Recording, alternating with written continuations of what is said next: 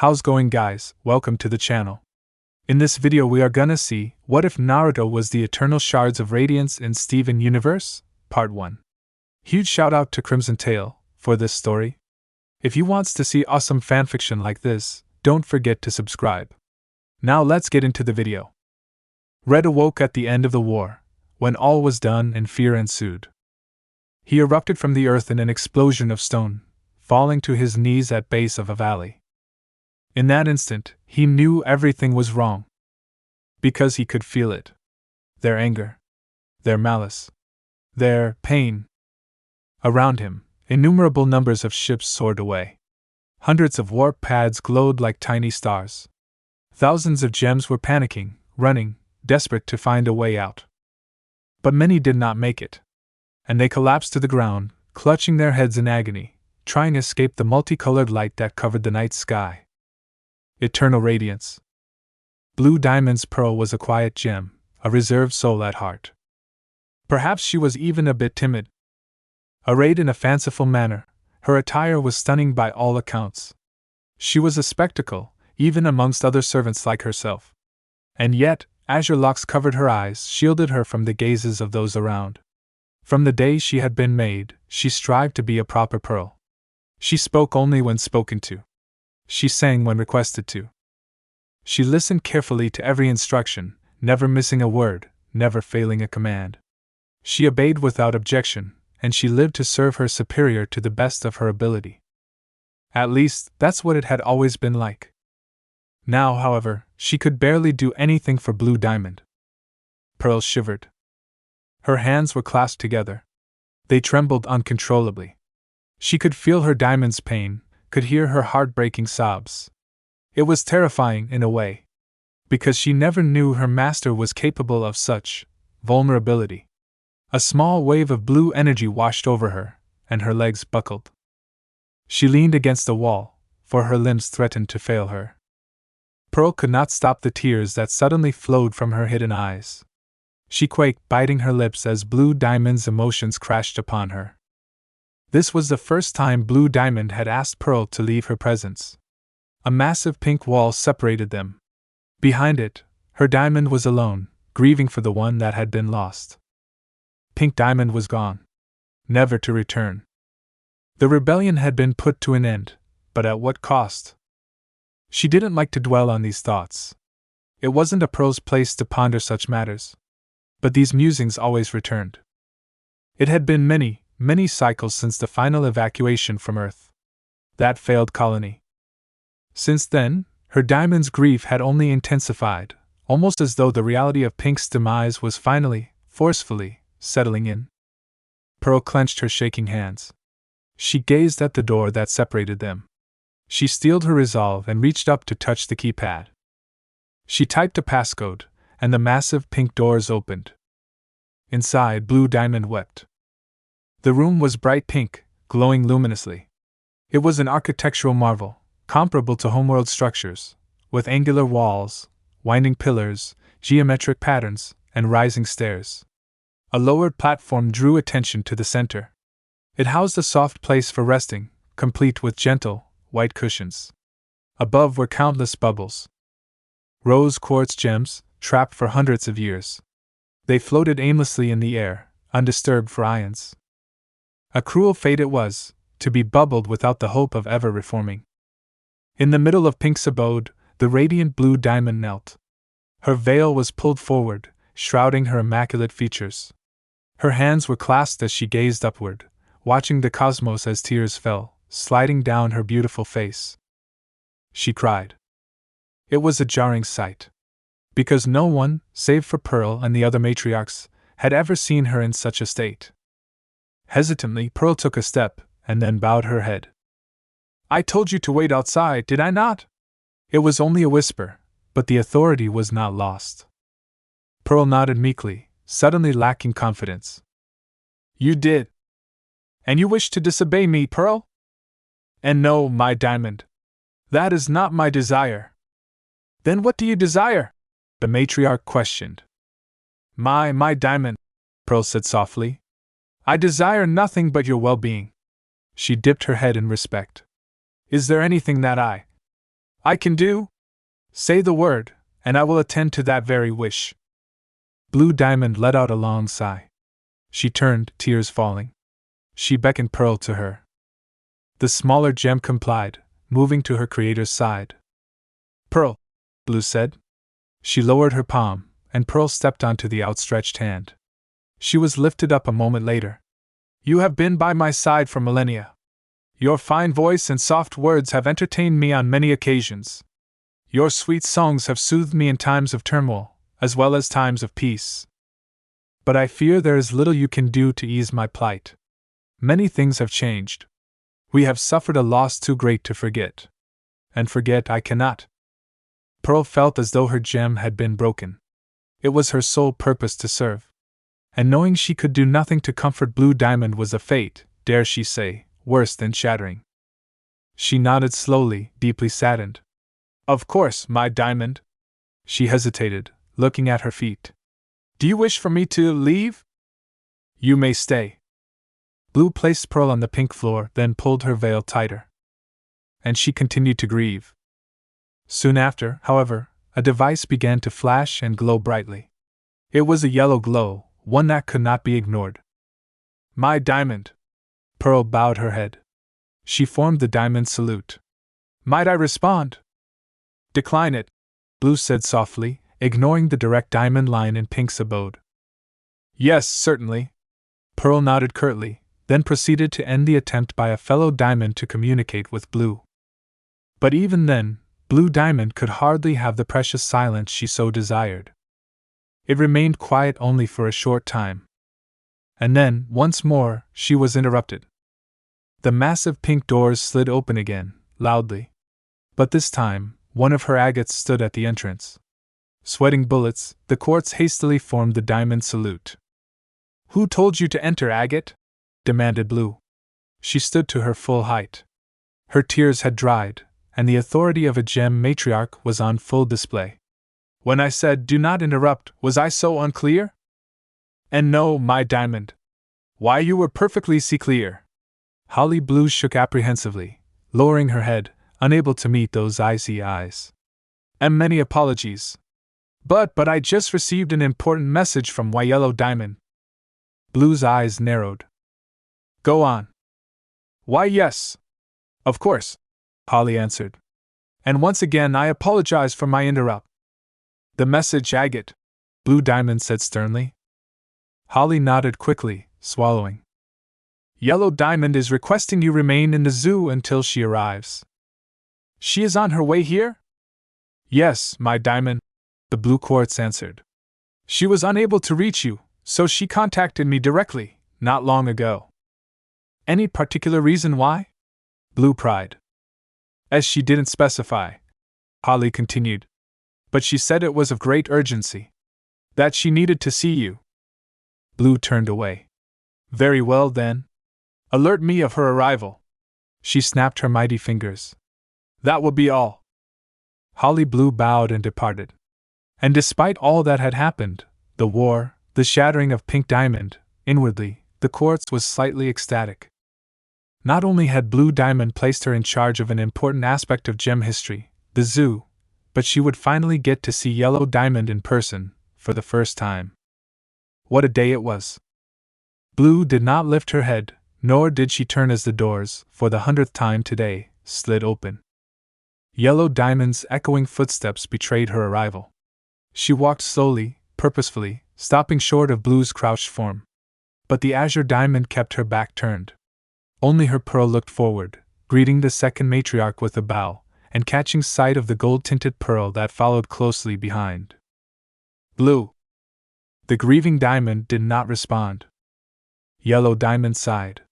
She clasped both hands behind her back, a staple gesture of her militaristic persona. Then she moved until she was close enough to stand beside Blue Diamond. No words were spoken, not for a while. Their pearls shared a brief glance, then mimicked their owners by standing side by side. I should have done more. Blue finally spoke, barely a whisper. If I had, I'm certain things would be different. Maybe. Yellow's hands remained clasped behind her back. She looked forward, watching the bubbled rose quartz gems with narrowed eyes, tempted to shatter them. But we cannot turn back time, Blue. I know, Blue whispered. I know. Do you, though? Inquired Yellow. You've been neglecting your duties for too long, Blue. Your court is in disarray. They need their diamond. Blue pinned her with a cold glare. And what, you want me to simply move on? Yes, the rebellion ended cycles ago, but you and White are acting like it never even happened. Yellow Diamond looked her in the eyes. It did happen, but what do we gain by dwelling on the past? We all could have done more, Blue, all of us. We could have been more involved in creating that vile colony. But we weren't. I'm trying to make sure something like this never happens again. She placed a hand on Blue's shoulder. I'm moving forward. Blue didn't respond to her gentle touch. She stood to her full height. If moving forward means forgetting Pink, then I'm not interested. Golden lightning sparked to life around Yellow Diamond. Her brows furrowed, eyes narrowed. The two pearls beneath backed away fearfully, before they were forcefully and painfully poofed. You think I've forgotten her? Yellow questioned sharply. The lightning grew stronger, snapping and hissing violently. I will never forget her. Don't you know I feel just as strongly as you do? You certainly aren't acting like it, Blue accused. Azure aura flared around Blue Diamond. It expanded, clashing against Yellow Diamond's lightning. Beneath them, their pearls struggled to remain composed, legs shaking, bodies trembling. It was a battle of wills, with either diamond gaining the upper hand. The ground quaked, and the air was tense. And it was only when cracks began to form upon the walls that Blue Diamond calmed herself, lest they destroyed one of Pink's last remaining relics. Her shoulders slumped, and she looked away. I'm sorry, Yellow, she said softly. I didn't mean what I said. The lightning surrounding the second matriarch receded. She rubbed her temples. I know you didn't. Yellow Diamond's angular features saddened, a rare sight to behold. She turned her head from view, bottling her emotions. This has been hard on me too, more than you know. Then she placed both hands on Blue's shoulders. But you need to try, all right? Try retuning to your duties. Be the diamond that you once were. The rebellion is a stain on our legacy, a stain I intend on blotting out for good. Blue Diamond rose a curious brow.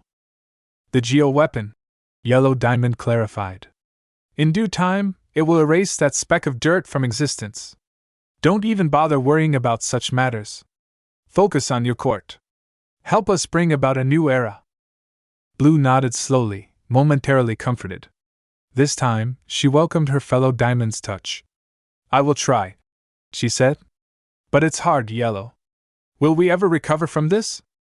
Yellow Diamond squeezed her shoulders. We will.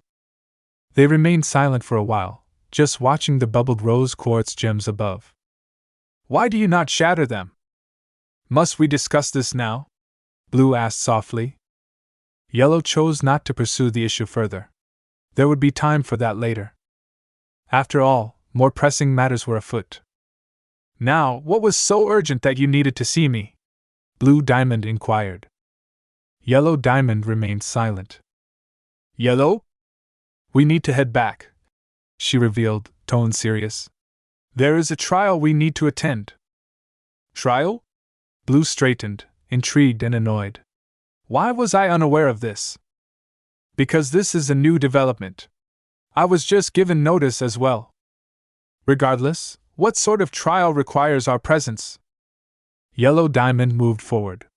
Once more, she clasped her hands behind her back. It's not a trial, not necessarily. More of an interrogation. Interrogation, muttered Blue distastefully. That is beneath us.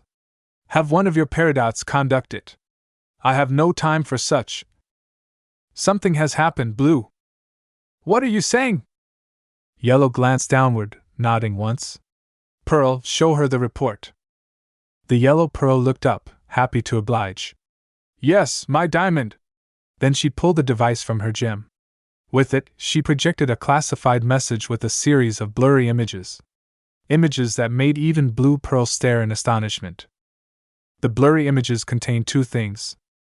White Diamond's ship. And a mysterious figure flying above said ship. These pictures had been taken by a roaming eye, but it seemed the figure had moved so fast that not even its advanced cameras could capture a clear image. Blue Diamond gasped, reading the report. What could this possibly mean? Yellow turned to Blue, more serious than she had ever been. That's precisely what we are going to inquire. Blue's eyes hardened. This is indeed strange. She continued to stare at the image, reading the rest of the report. And even more, these 3 gems claim they just arrived from Earth? After so long? Yes, Yellow answered. They have been detained and are awaiting our questions. Who else knows about this? Very few. Yellow's voice was soft. The situation has been contained, to avoid a spread of unwanted rumors. She moved forward. Now 2 of us are going to see these 3 gems. We will assess the validity of their claims, and a decision will be made. Blue Diamond nodded. We must leave immediately. Homeworld. Amethyst 8XJ owed her life to this gem. If not for him, she would never have made it off that planet. It had been many years since the war's end, but she could still remember it clearly. One moment she had been fighting, following orders as they were barked from a superior officer, then the next, there was a panic, a scramble. Everyone began running away from the rebels. And there was confusion. So much confusion. Without warning, they had been ordered to evacuate, to abandon Earth for good. Aristocrats and common soldiers fled, desperate to reach a means of escape. Ships filled the skies in minutes. Gems were trampled in the sudden rush, poofed by thousands of pounding feet. Warp pads glowed like she had never seen, carrying away those who had been fortunate enough to escape. Amethyst could have made it off planet too, but she had to find her mates. She had to make sure they were all okay. She had an opportunity to escape, but she couldn't just leave her fellow quartz gems behind. So, she ran in the opposite direction, made sure they were all together, made sure they found ships, even as the world grew brighter and the sky shone like the sun. She was no fool. The fact that something bad was going to happen was obvious. Judging by the hasty, panicked evacuation, she'd known a horrible event was coming. But she didn't care. As long as her mates were safe, it didn't matter that she had been left behind, nor did it matter if she survived. But she did survive. She had made it out. All 3 of them. Thanks to him. And for years afterward, they had been in space, exploring, enjoying a life of freedom. But now, they were finally on Homeworld. They had landed in a discreet location, an abandoned Homeworld kindergarten, hoping to remain hidden while he was gone. But after destroying several Robinauds sent to shatter them, 3 of them were soon discovered. They were quickly detained, briefly questioned. Once they revealed they had returned from Earth, after so many years, their situation took a serious turn, reaching a level of importance so great that the diamonds were, for some reason, now involved. And here she was, an average quartz, waiting to be interrogated by the matriarchs of gemkind. Homeworld sure is crazy, muttered Skinny, a slim Jasper with short, beige hair. She looked so out of place, so scrawny, compared to all the soldiers they had seen guarding every corner. They were in a white room with no doors, with no means of escape, not that they would even dare try. I know, Amethyst replied. She tried to keep the tremor from her voice. She hated to admit it, but she was nervous. I hate it, Carnelian whispered. The normally brash, playful gem was quiet. Out of everyone, she was the most out of place. She was so small, even when compared to Skinny. Everything's so different. Everyone's so serious. Hey, Amethyst said, reaching out to pat Carnelian's hair. Don't worry. We won't be in there long. We're only witnesses. All we have to do is tell them what happened to us on Earth. You know, share our story, and then we're free to go. Are you sure? Carnelian asked optimistically. Amethyst put on a brave smile. I'm sure of it. Though, truly, she feared for her 2 companions. She'd heard whispers, seen the disgusted glances other quartzes gave them as they were escorted into the courthouse. On Homeworld, it seemed that being different was utterly reviled. Skinny crossed her slender arms, looking more vulnerable than ever. It's not like we did anything special, she said. If anything, he's the one that did everything. When she said this, Skinny smiled softly, a blush tinting her cheeks, ever grateful to the towering gem that had protected them, both on Earth and in space. He had trained them to fight, honed their abilities to the highest potential. But even then, on Homeworld, they were outnumbered. So, they had no choice to comply. At least, until he returned. I wish he was with us, Carnelian whispered, then leaned against Skinny, her kindergarten mate. If he was, no one would bother us. All they would do is stare and keep their mouths shut. Don't you remember? Amethyst asked. Before he left, Red said that he wouldn't let anything bad happen to us. He made that promise the moment we arrived on Homeworld. Carnelian looked down, Skinny gently rubbing her hair. I know, but Homeworld gems are so different. They're so uptight. I mean, does anyone not have fun around here? She crossed her arms. I think they hate gems that were made on Earth. Let them hate us then, Skinny said with a defiant smile. Amethyst nodded. At the very least, we have a diamond on our side. He doesn't hate us. That's gotta count for something, right? Both beta gems brightened significantly, reassured by this very fact. Then, a door opened. In stepped two massive topaz gems. Their faces were stoic and they looked immensely imposing, even bigger than Amethyst. Between them was a yellow zircon, proudly moving with her shoulders raised, her arms clasped behind her back, and her nose upturned. The Homeworld gems approached, then paused several feet in front of the trio. The zircon took a sweeping glance, then scoffed. This is what came out of that gem-forsaken planet. She looked disgusted, eyeing Skinny and Carnelian especially. It's astounding that you were chosen to stand before the diamonds. Especially you two. You shouldn't even be allowed in the capital, let alone the courthouse. She almost seemed to shudder. Well, whatever is going on, I suppose I have no say in the matter. It's not like… Hey, Amethyst interjected. Are you supposed to be helping us with something? Zircon laughed. Helping? No. I'm only here to explain to you a set of procedures you will be required to follow when you stand before them. Procedures? Asked Carnelian. Certainly off-color, said Zircon smugly. Here on Homeworld, we conduct ourselves in a civilized manner. But I wouldn't expect uncultured Earth gems to know proper etiquette. Off-color?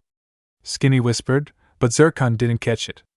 Instead, the yellow lawyer moved forward, the topaz gems following closely behind. I will only say this once, Zircon instructed. So listen carefully. She rose a finger. Number 1. You must address our radiant leaders as my diamond or my diamonds. 2. You must form the diamond salute upon their arrival. 3. You will not speak unless spoken to. 4. You will answer all questions honestly, precisely, and concisely. And 5. You will question none of the words of the diamonds. Do you understand? Yes, the trio intoned, awkwardly forming the diamond symbol upon their chests. At their pitiful display, Zircon rubbed her temples. I still can't believe an interrogation is taking place in the courthouse. This is unprecedented. Surely, a peridot would have been enough to handle this. But the diamonds themselves? Unthinkable. Right, Topaz?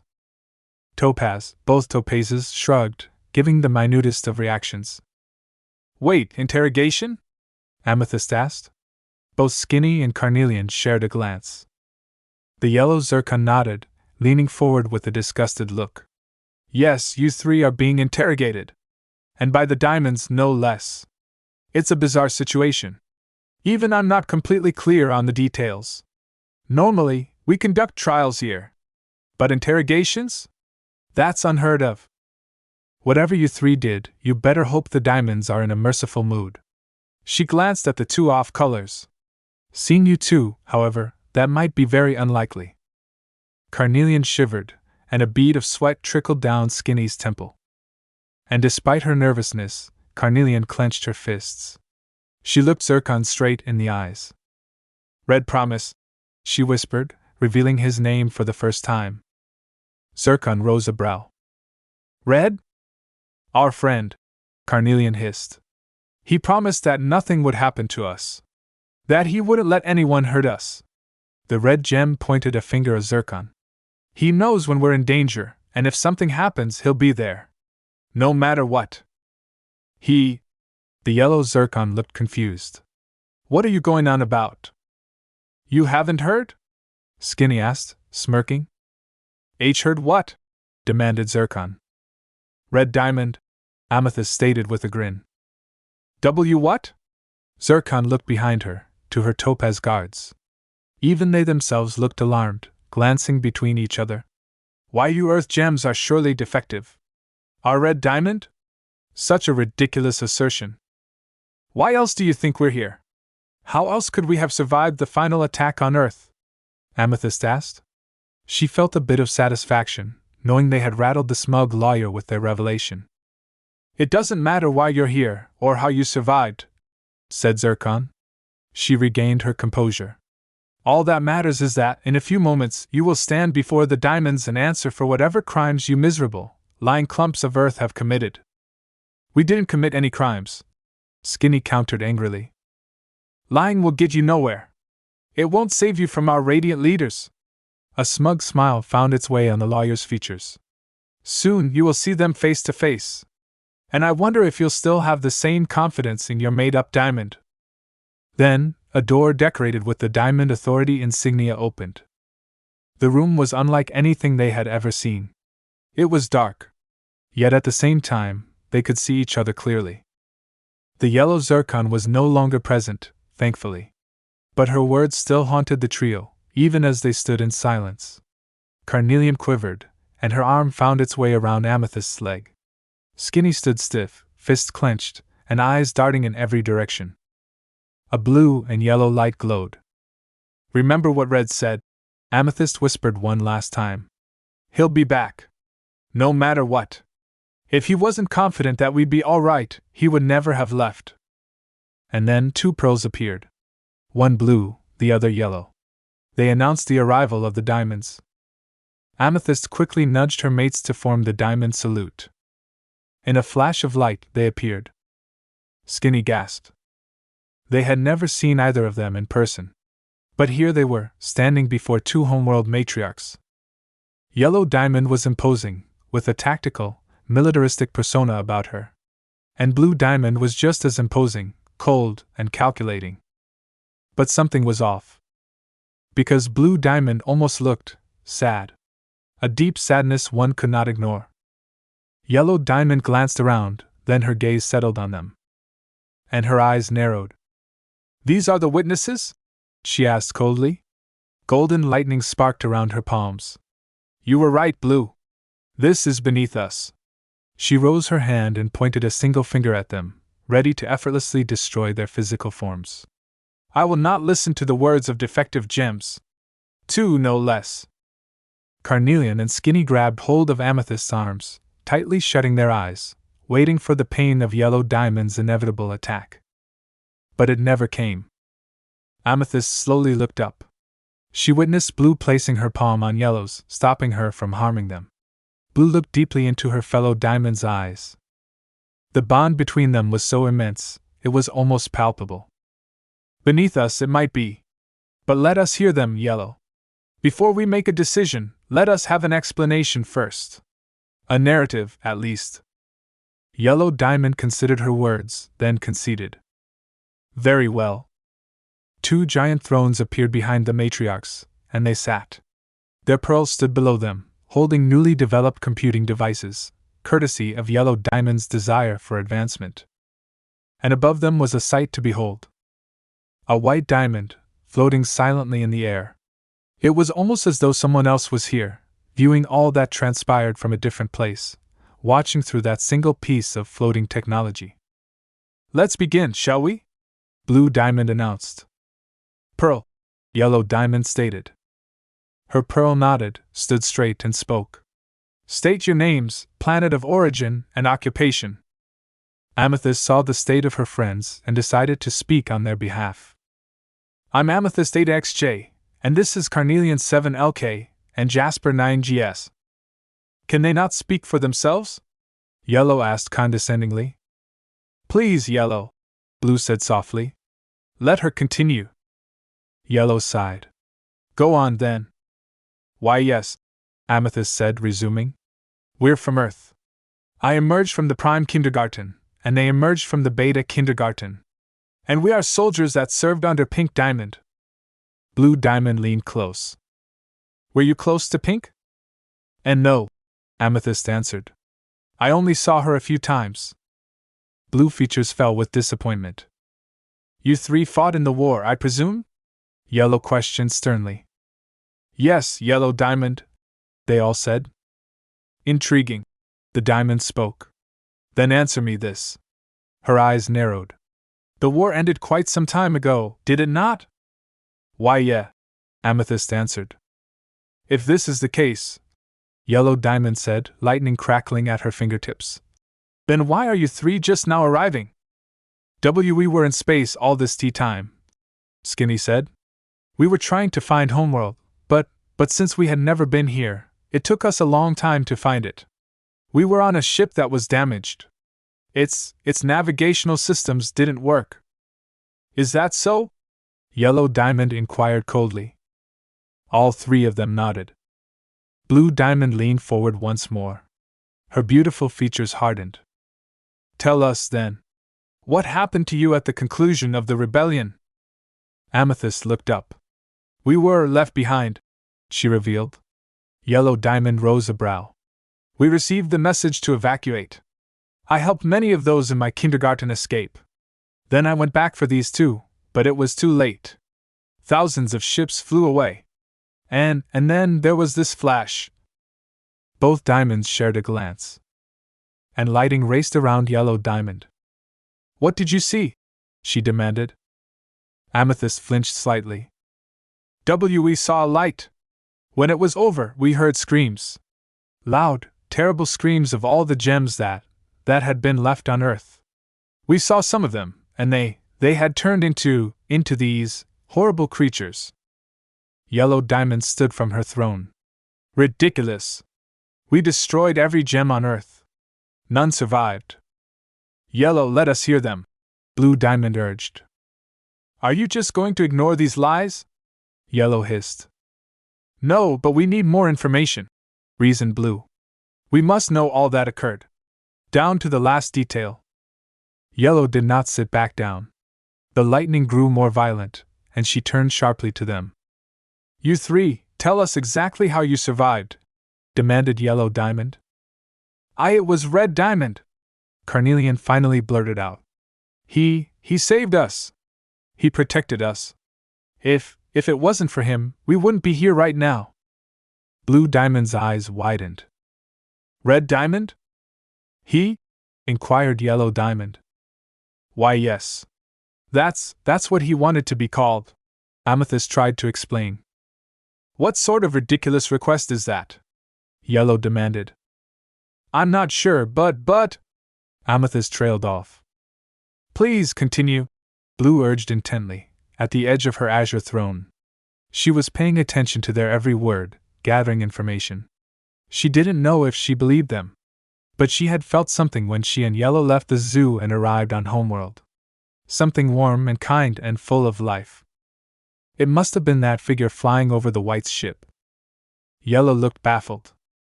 You can't possibly be entertaining this. Blue glanced at Yellow, then at the trio. What happened after he protected you? Amethyst clenched her fist, feeling Yellow Diamond's malice.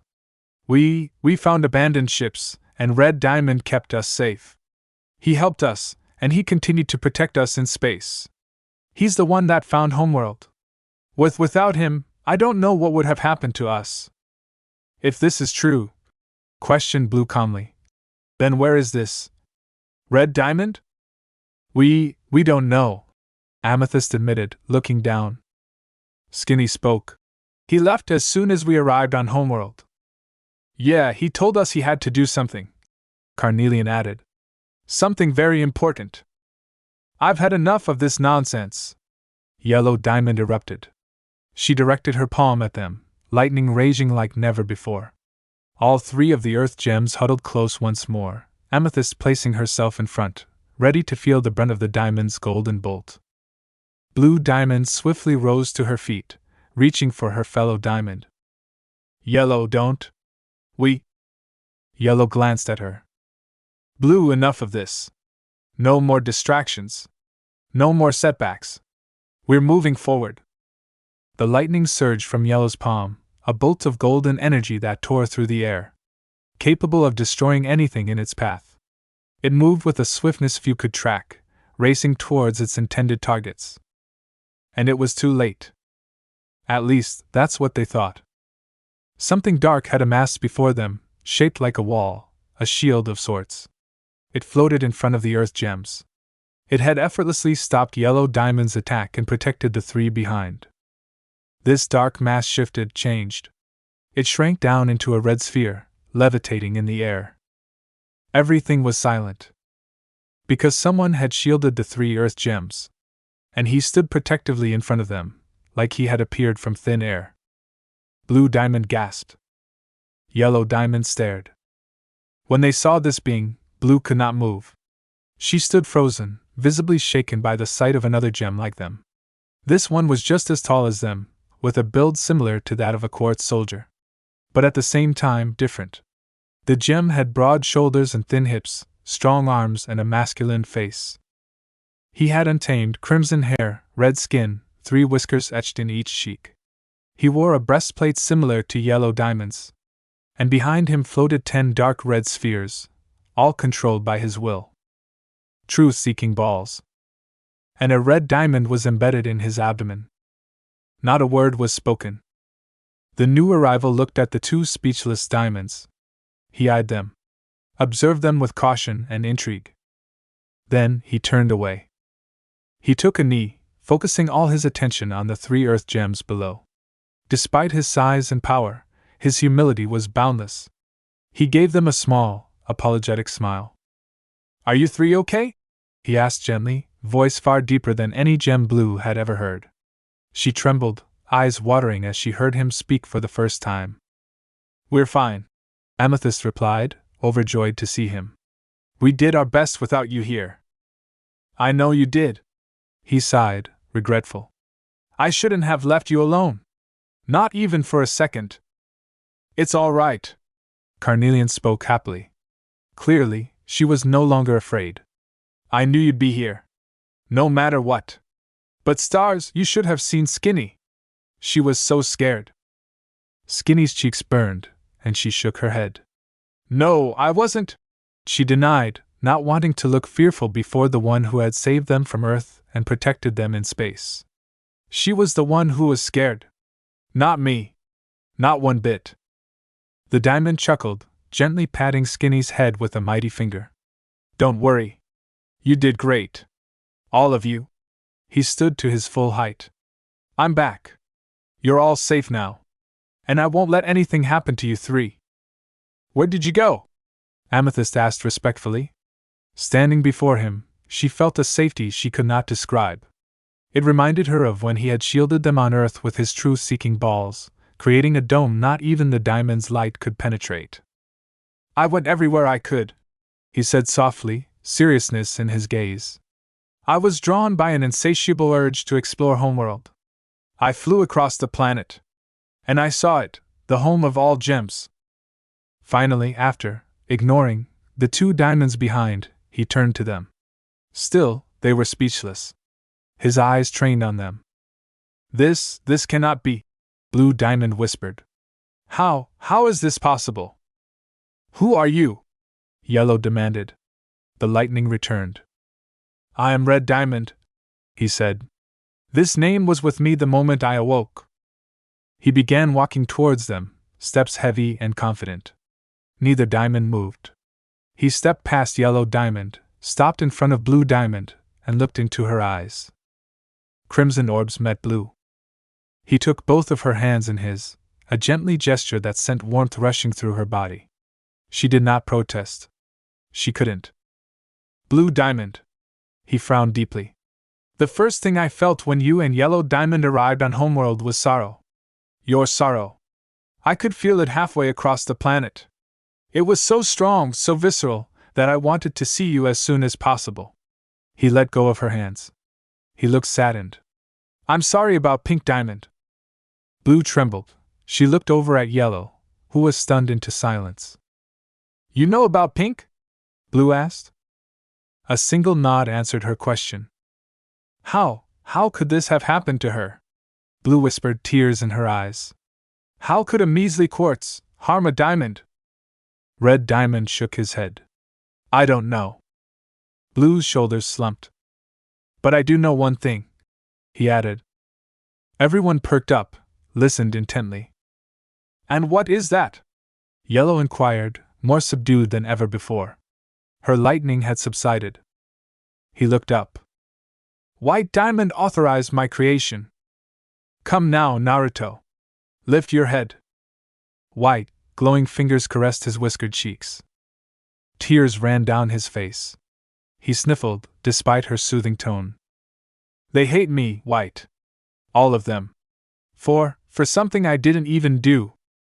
The heavenly being looked upon him with interest. She softly stroked his blonde hair, a single finger against his smaller frame. In the darkness, she shined like the sun. Then forget them. The boy looked up, enraptured by her beauty. Forget them? Yes, forget. They don't know how special you are. But I do. I always have. And I always will. Once dark, the courtroom was illuminated by a single hole. It was a great cavity, created by Red Diamond when he'd broken through its walls, desperate to protect the 3 quartz gems that stood behind him, sheltered by his towering form. A single ray of light shone through, falling upon him. His crimson mane was like a flame of fire, burning with the aid of Homeworld's evening sun. White Diamond authorized my creation. Though his words were soft, they were spoken with unflinching assurance. The courtroom descended into silence. Blue Diamond's eyes slowly widened, his gentle voice reaching her. And Yellow Diamond, for the first time, found herself unable to speak, unable to formulate a coherent response to his claim. All rational thoughts seemed to escape her, replaced by countless questions and utter confusion. However, before anyone could speak, that small diamond-shaped device began to glow. It floated above them, present since the interrogation began. The hovering technology shifted, changed, unraveling itself in a manner reminiscent of the diamond lines. Then, after a moment, a geometric screen was all that remained. And a live recording of the courtroom began. It was a sudden broadcast, one that displayed Red Diamond in full, standing before the 2 matriarchs. Not only was he visible on this floating piece of technology, but the devices held by Yellow Pearl and Blue Pearl also showed his image. Even outside, dozens of billboards came to life, relaying the same broadcast. This only meant one thing.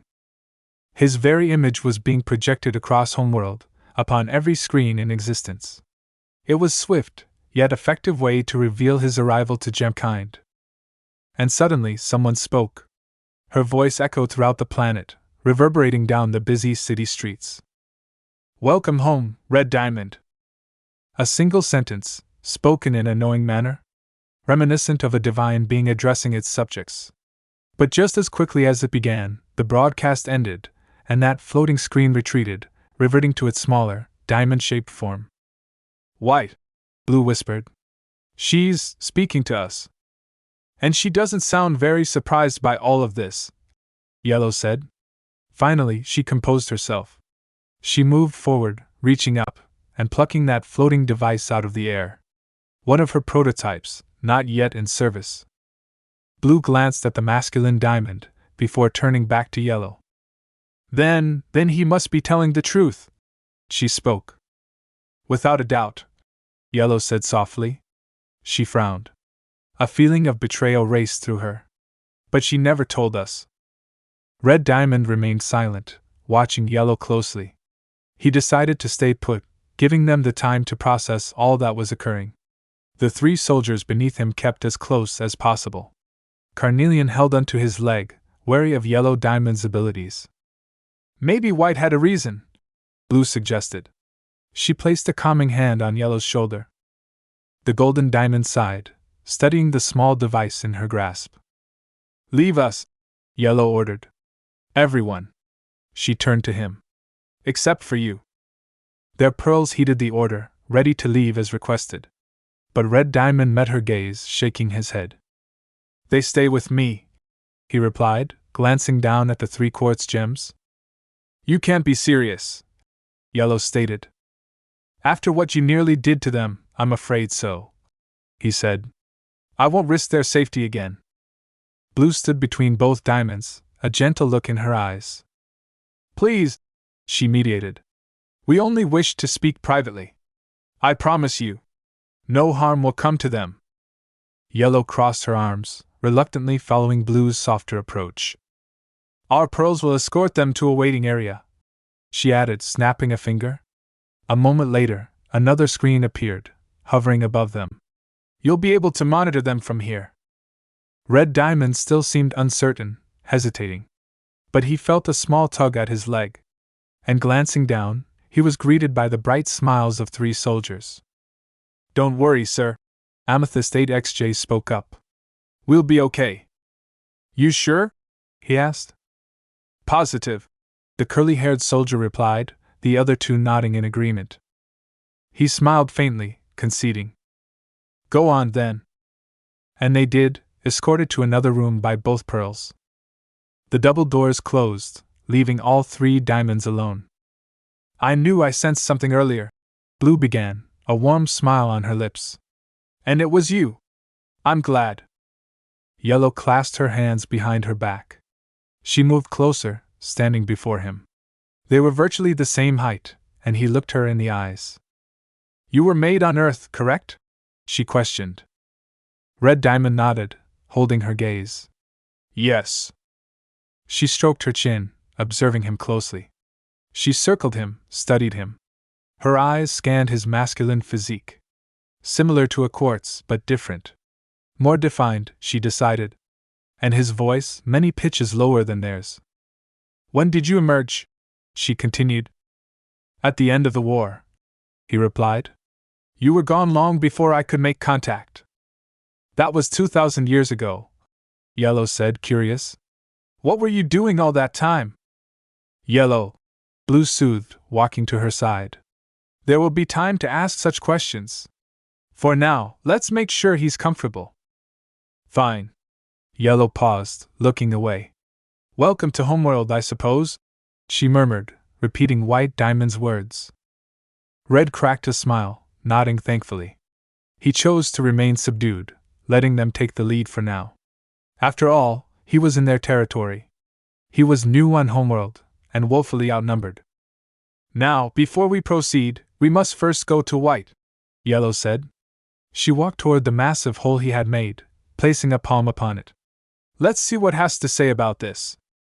"Agreed," said Blue, glancing at Red Diamond once more. "I'm sure she is expecting us." In the distance, White's ship was visible, and the city square was illuminated with flashing lights. Above, a red diamond was being projected, coloring the evening sky. "I'll head there first," Yellow decided, walking toward the door. "Blue, a word." Blue glanced at Red Diamond. "I'll be back, okay?" she said, following Yellow. He nodded, allowing them to leave the courtroom. He crossed his arms and peered out that hole in the wall. Before him was Homeworld in all its glory. Miles away was her abode, her massive glowing ship. "I'm here, White," he whispered. "As you planned from the start." "It's beautiful, isn't it?" Blue Diamond inquired. The door was open. She entered, moving to stand beside him. Her pearl followed closely behind, hands clasped, gaze lowered as she stood before 2 beings of immense power. Red was still gazing out the hole he'd made, admiring the splendor that was Homeworld. He'd seen some of it already. But he had been flying too fast to truly marvel at this planet's beauty. Red turned to her. "Very beautiful," he answered. Moving his attention back to the courtroom, he noticed Blue Pearl at her owner's feet, standing as stiffly as possible. Out of respect, she did not raise her gaze to meet his. Instead, when she noticed he was looking at her, she immediately formed the diamond salute and bowed her head. "Hello there," he spoke, smiling. He knew this gem type. A pearl. "Greetings, Red Diamond," she said quietly, surprised that he was addressing her. I sincerely hope you enjoy being on Homeworld. I will, he replied. Thank you for the consideration, Pearl. Under her bangs, Pearl's eyes widened. She wasn't used to being thanked. Of course, Red Diamond. Blue Diamond had been silent during their exchange. Not only that, but she kept looking at him, kept casting subtle glances his way. It was tentative, innocent, but her eyes were filled with such passion. Almost as though she wanted to be near him at all times. To make sure he wouldn't disappear. He didn't mind. In fact, he welcomed her desire to be close to him. Because he understood. She still grieved for the one that had been lost. But perhaps knowing that he was here, and here to stay, would begin to mend the hurt of the past. Despite just meeting them for the first time, he already felt a closeness to his two fellow diamonds. And he knew they could feel it as well. A bond formed the moment he laid eyes on them. There's so much I want to show you. So much I want to teach you. Blue Diamond spoke, excitement in her voice. But being the diamond that she was, she tried, and failed, to maintain an air of calm. It was adorable, in a way. Though, admittedly, you already know of your duties. You know what is expected of you. I do, he replied, turning from the window. But Blue Diamond. The matriarch inched closer. She placed a hand on his shoulder. Call me Blue. Red nodded. Blue, he began slowly, testing the name. I know my purpose. I know what is expected of me. It's been within me since the day I opened my eyes. But tell me, what must I do to be a great diamond to my future gems? Taken aback by his question, Blue pondered for a moment. Firstly, your gems must be the best they can possibly be for you. Not the other way around. Red tilted his head, curious. If I do not lead by example, why will they follow me? Because they must. Blue explained gently. It is their purpose to follow you. Just as it is your purpose to lead. To be a great leader, your authority must be respected above all else. You need not worry about being great for the gems that will be beneath you. By virtue of being a diamond, you are already great. Never forget that. I understand, he said. Though, within, he did not agree with what she had said. Are you unhappy that I'm here? He suddenly asked. Blue shook her head, frowning. Of course not. Just surprised is all. This all happened so suddenly. I truly don't know what to make of it. But for a fact, I think I'm happy. Happier than I've been in a long time. She admitted, glancing at him. Why do you ask? Yellow Diamond, he explained. She doesn't seem very thrilled about me being here. Though I can understand why. It must be difficult to see someone else take the place of Pink Diamond. Blue smiled softly. Don't worry. Yellow can be a bit firm at times. I'm sure she's happy that you're here. She just expresses things in a different way. You'll see. She really cares. Beneath that armor, she's very kind. They continued to stare out the hole he made, watching countless towering buildings. However, one stood above the rest. A ship that rose high into the sky, piercing the very heavens. It was Homeworld's most sacred habitation, the place where she resided, the place they would soon be heading to. Red turned to her with a big smile. So, he began. What do you like to do for fun? Fun? His smile didn't falter. Yes, what do you enjoy doing? Blue tilted her head, then thought for a moment. Well, if you must know, I enjoy overseeing the construction of new spires, she mused, as well as monitoring the progress of my colonies. That's it? He asked playfully.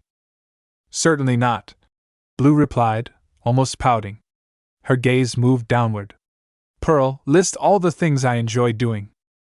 Yes, my diamond, she said softly, stepping forward. No, Pearl.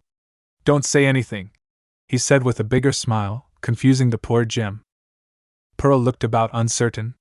Who should she listen to? After all, they both had the same authority. But Blue Diamond was her owner. I, she stammered. I want to hear Blue list them, he explained. Or at least one thing she really likes to do. All right then. Flying, Blue decided triumphantly, an adorable smile on her face. I enjoy flying, visiting other worlds, and the beauty of the cosmos. Red liked her answer. You know, before I arrived on Homeworld, I explored more worlds than I cared to count. And I loved every minute of it. He looked on wistfully. But something was always there within me. Something always pulled me to Homeworld. A desire I could not contain. A desire to see this place. To see you, and Yellow Diamond, and White Diamond. Hearing his words, Blue inched even closer than before, eyes glistening. Tears formed in her beautiful orbs. Suddenly, she wrapped her arms around him, holding on tightly. She felt that same pleasant warmth radiating from him, coursing through her gem, through her very being. She almost quivered at the feeling, a blissful sigh leaving her lips. Red accepted her embrace without protest, and as a side effect of her abilities, his eyes watered as well. These past years have been difficult, she admitted, whispering. But with you here, the authority is once again complete. You are the future, Red. And you will be a beacon of change. All of Homeworld will rejoice once they finally see you. She slowly pulled away, wiping her eyes. Sorry, she said, laughing while the tears flowed. I'm making you cry. Red joined her, a gentle laugh leaving his lips. He was crying as well, but he didn't mind. Not one bit. Only moments remained before they exited the courtroom. Blue had left seconds ago, calling upon her ship. And now Red was left alone, her words to him echoing in his mind. A beacon. The future. He clenched his fists, accepting the mantle. He knew who he was. He knew who he had once been. And he knew who he would need to be to achieve the dream Jiraiya had envisioned long ago. Only this time, on a much grander scale. It occurred 2,000 years ago, he but remembered his awakening as though it were yesterday. He had died, ending a war that nearly destroyed the earth. But then, almost instantly, he opened his eyes to a new existence. He had been changed, transformed. No longer human, but a being that blurred the line. Inorganic, but with an organic's perspective. He wasn't Naruto Uzumaki, nor was he Red Diamond. He was both. One and the same. When he awoke on Earth, the air had been rife with fear and negativity. And then that light? He knew the diamonds were responsible. And soon enough, he would confront them about it. But for now, he would settle into this new role. The role he now desired above all. He would lead with a central goal in mind. To bring peace. To improve the lives of as many innocent sentients as he could, whether gem or organic. He couldn't achieve this goal as a man. But as gem, with nigh limitless time on his hands, maybe it would finally be possible. He was no fool. He knew it was a massive undertaking. Perhaps it was even a naive dream, impossible to truly fulfill, even while immortal. But that didn't mean he wouldn't try. The door opening interrupted his musings. He turned, greeted by the sight of his 3 favorite quartz gems. Skinny and Jay paused before entering. Carnelian, however, rushed to him with a playful grin. He lowered a giant palm, and she eagerly climbed upon it. He lifted her a moment later, placing the red gem on his shoulder. It was something she always loved doing. She sat down, swinging her legs joyfully. Wow, look at that thing, she commented, captivated by the image of a massive, white tower/ship. Is that where you're headed? Yeah, Red answered. I have to meet with White Diamond soon. What about us? Skinny asked, walking to stand beside his towering form. Are we coming with you? No, he answered. You 3 will remain on Blue Diamond's ship. Though I know you can take care of yourselves, I promised I wouldn't let anyone harm you. Blue seems a bit lenient when it comes to having you around. But I can tell that Yellow Diamond isn't so gracious. And I won't take any chances by bringing you to meet her. That sounds like a good idea, Jay said, crossing her purple arms. I've had enough diamonds for one day. Well, excluding you, sir. I guess things are gonna be different now, huh? Skinny said, looking down sadly. While we were in space, it was just us. Visiting different planets. Helping people. No homeworld. None of that stuff. I'll miss it. Hearing those words, Carnelian held on to him tighter. Jay kept quiet, but she still thought the same as the others. Red observed them with a warm gaze. He gently placed Carnelian on the ground. Then, in the privacy of his temporary quarters, he brought himself to their level. A red glow surrounded him. His frame shifted, shrinking from the massive being he normally was, to the size of the average quartz soldier. "Things will definitely be different," he spoke. "But I didn't save you three for nothing. As you know, Homeworld punishes gems that don't conform to their strict standards. I want to change that view. And you have an important role to play. Especially you two." He softly stroked Carnelian's hair, while placing a hand on Skinny's shoulder. "Don't worry. No matter how things change, you will always have access to me. I'll be there whenever you need me. I promise." They'd been together for hundreds of years. And now, things were changing. But it was an inevitable change. Exploring the stars, finding allies and friends. Those had just been the first steps. Now, it was time to act. He pulled all three of them into a tight hug, and they wrapped their arms around him. Then, in a stunning display, the normally laid-back and playful gems formed the diamond salute, lowering their heads before him. "Thanks for saving us," Amethyst said. "I know you've heard it 1,000 times, but we'll always be in your debt." "Yeah, you're the best boss," Carnelian expressed, Skinny nodding in agreement. Red Diamond smiled, looking upon them with joy in his eyes. They were his gems. And he was so proud of them. Proud of how far they'd come.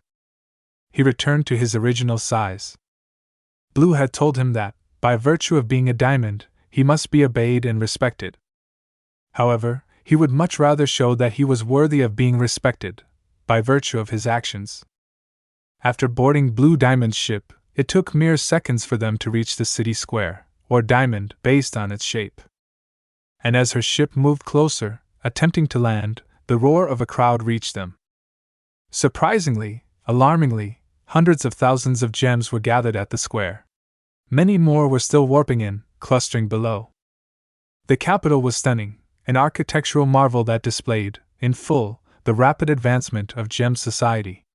Multicolored, geometric buildings rose to the sky. Transportation vessels moved about rapidly, traveling through transparent tubes that covered Homeworld like arteries and veins. The excitement and adulation were unreal. Gems of all kinds raised their hands to sky, chanting and cheering. Every type, from morganites to rhodonites, to tiny aquamarines and massive citrines, no gem was lacking. There was an energy unlike anything that had come before. An anticipation that dwarfed any celebrations of the past. Despite the unforeseen and spontaneous announcement, Homeworld gems were gathering without question. Even gems from distant colonies, using galaxy warps, traversed great distances. All for one thing: to welcome a new diamond. Yellow's ship had already landed. The Golden Diamond was outside, standing atop her personal palace, eyes wide with surprise. Blue Diamond's ship landed a moment later, positioning itself beside the Yellow armed ship. Inside, both Red and Blue were stunned. "She managed to gather everyone for your arrival, so quickly," she whispered. "Amazing," Red said, awed by such an orchestration. Below them, his three soldiers stood quietly, utterly enraptured by the sight of the capital. The number of gems outside was staggering. They expected Homeworld to be crazy, but not this crazy. They practically worshipped the diamonds. Blue glanced downward. "You're not bringing them, are you?" "No," he answered, frowning when he heard her tone. "They'll remain here until we return. Isn't that right, you three?" They nodded feverishly, not wanting to set even one foot out there.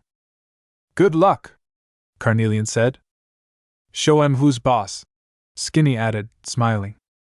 "Let's be on our way," Blue suggested. "Of course," Red replied, turning once more to the three below. He grinned.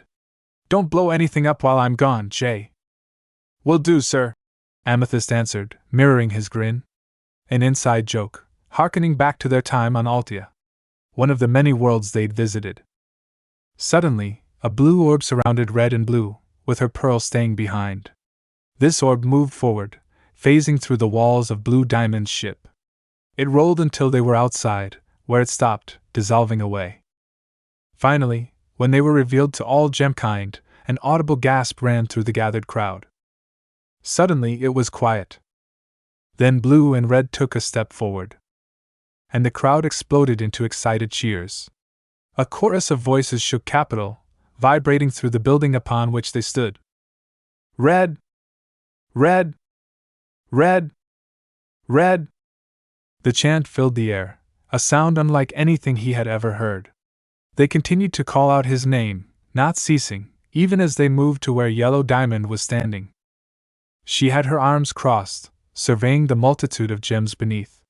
Yellow turned to them, casting a curious glance his way.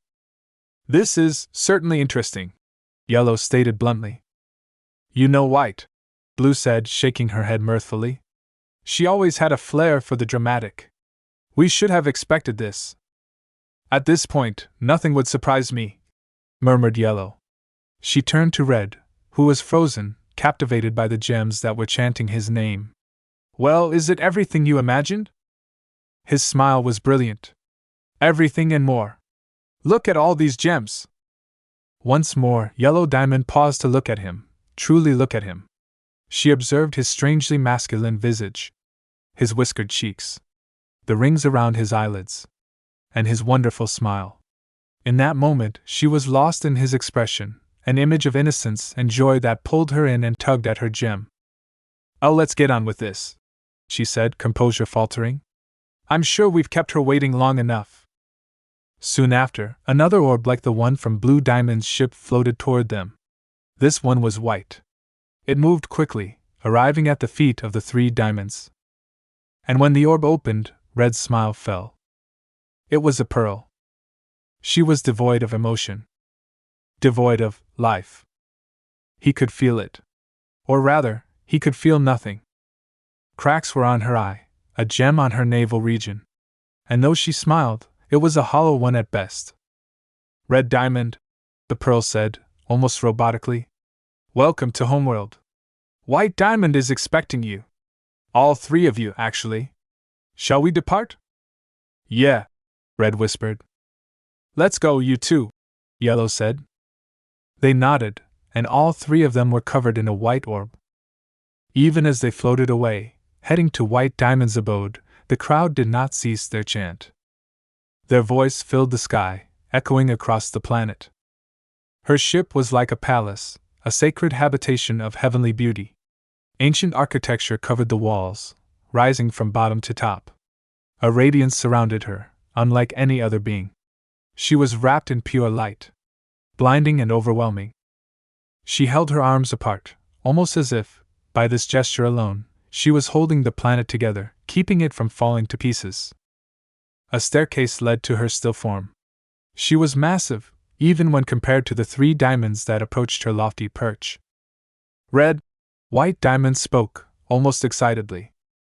With both diamonds by his side, Red lifted his gaze to meet hers. He did not flinch, nor did he squint, despite the blinding light. He smiled faintly, seeing her for the first time in millennia. It was nostalgic, in a sense. She still towered over him, still exuded that motherly air, regardless of his size and age. "White," he greeted politely. Red stepped forward calmly, confidently. "It's good to see you. Words cannot describe how much I've longed to be here." Blue and Yellow glanced at each other, stunned by his boldness. "You flew above me earlier," White commented, a knowing smile on her face. He looked on innocently. "You noticed that?" "Indeed. That was quite the game you were playing," the diamond said, amused. "You're very fast. I almost didn't see you." "Almost," Red repeated, smirking. And she mirrored his expression, a mirthful glint in her eyes. "Your emergence was earlier than expected," the being remarked. "Yes, I awoke over 2,000 years ago.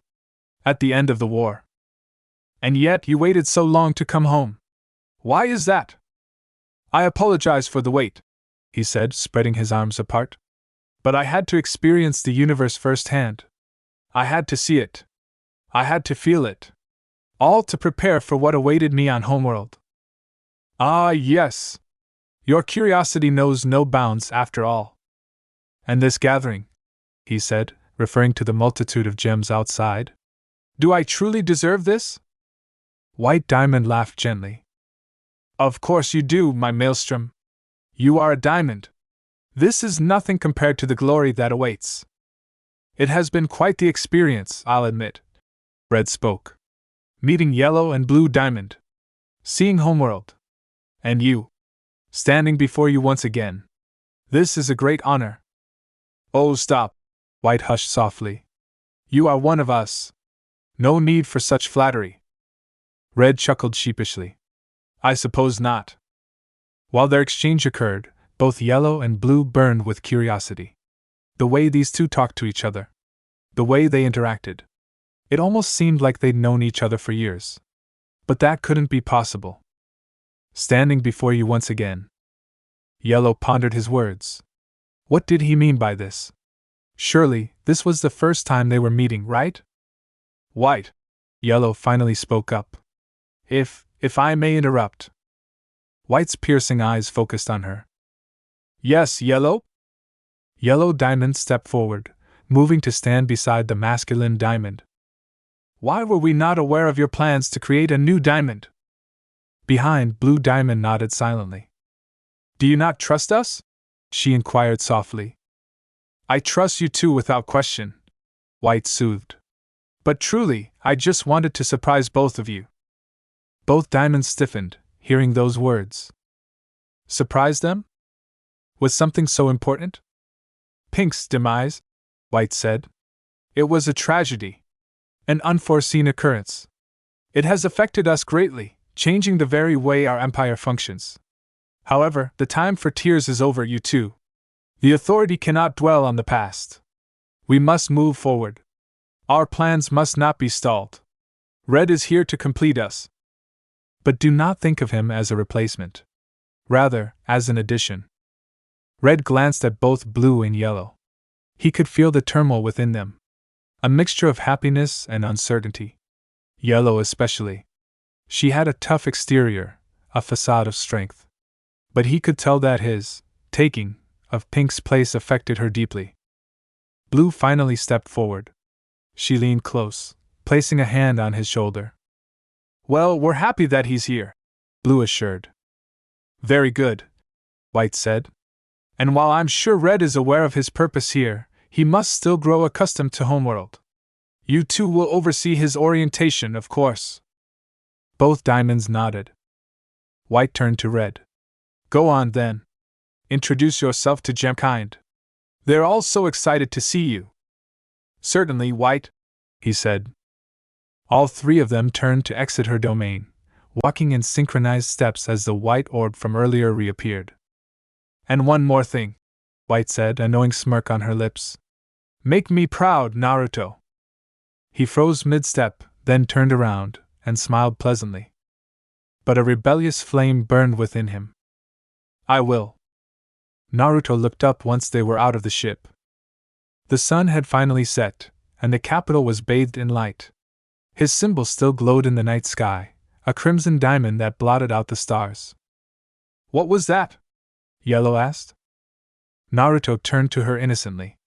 What do you mean?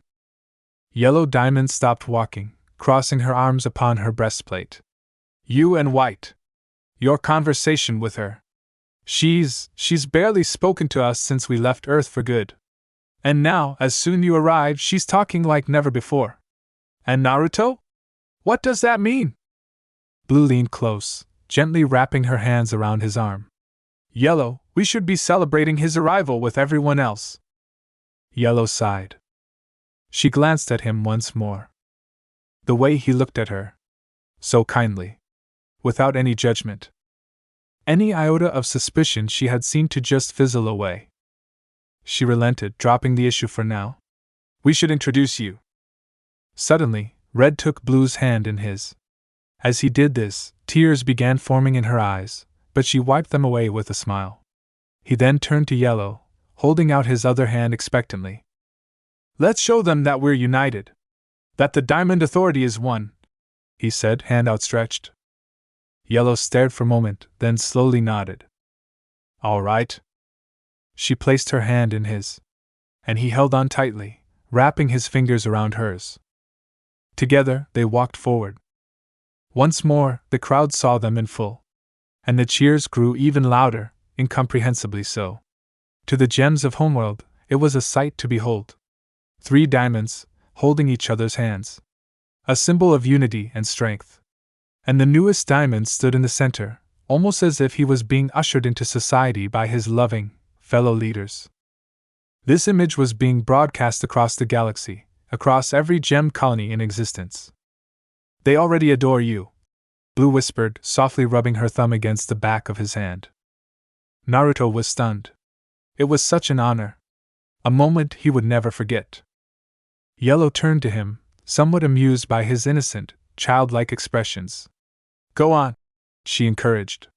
Just wave. He nodded, letting go of their hands. He took a step. Then another. Then another. Until his feet left the ground. He began to float, flying upward.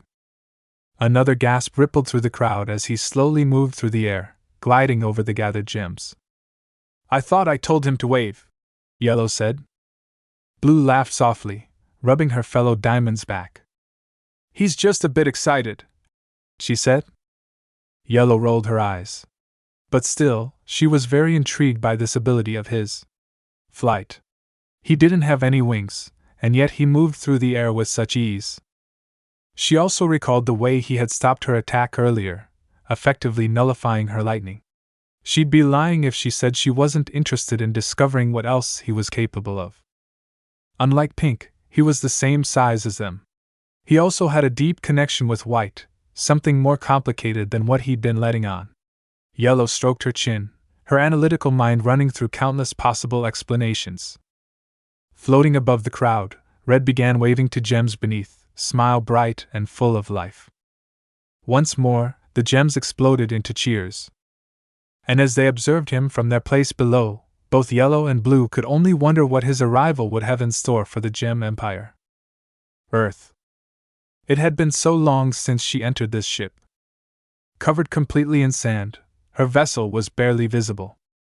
An icy wind breeze blew across the desert, carrying grains of sand through the air. She paused for a moment, observing the world around. It always fascinated her.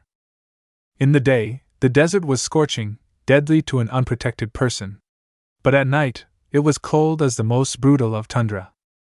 This was just one of the reasons she loved Earth. The constant change, the potential for growth. She never grew bored of these qualities that seemed to be ingrained in every living being on this planet. She looked up at the night sky. The stars were bright, almost blinding. For a moment, a wave of nostalgia struck her, and she smiled, a sad little smile. She recalled her time amongst the stars, her long years in space. Rose rarely missed her former life, but sometimes she was reminded of her past. One full of pain and strife.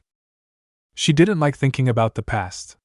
But just recently she had felt something, a familiar feeling, radiating across the cosmos. The feeling of 4 powerful beings in close proximity. It had sent shivers tingling down her body. And now, here she was, standing before her legship, eager to confirm her suspicions. Rose placed a palm against her ship, and it yielded to her, creating an entrance within.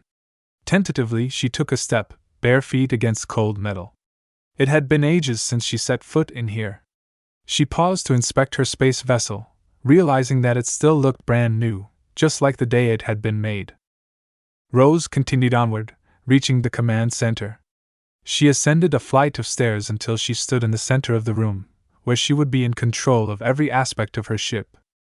She sighed wistfully, recalling all the times she'd take either Blue or Yellow on trips through space. But that was all behind her now. She raised a hand, and a screen appeared in front of her.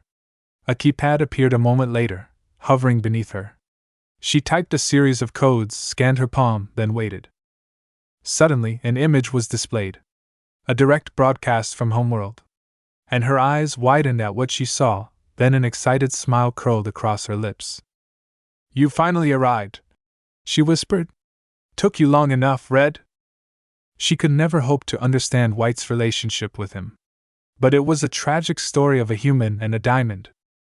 A story he had told her long ago, when they'd first met. I'm not angry at her for what she did to me.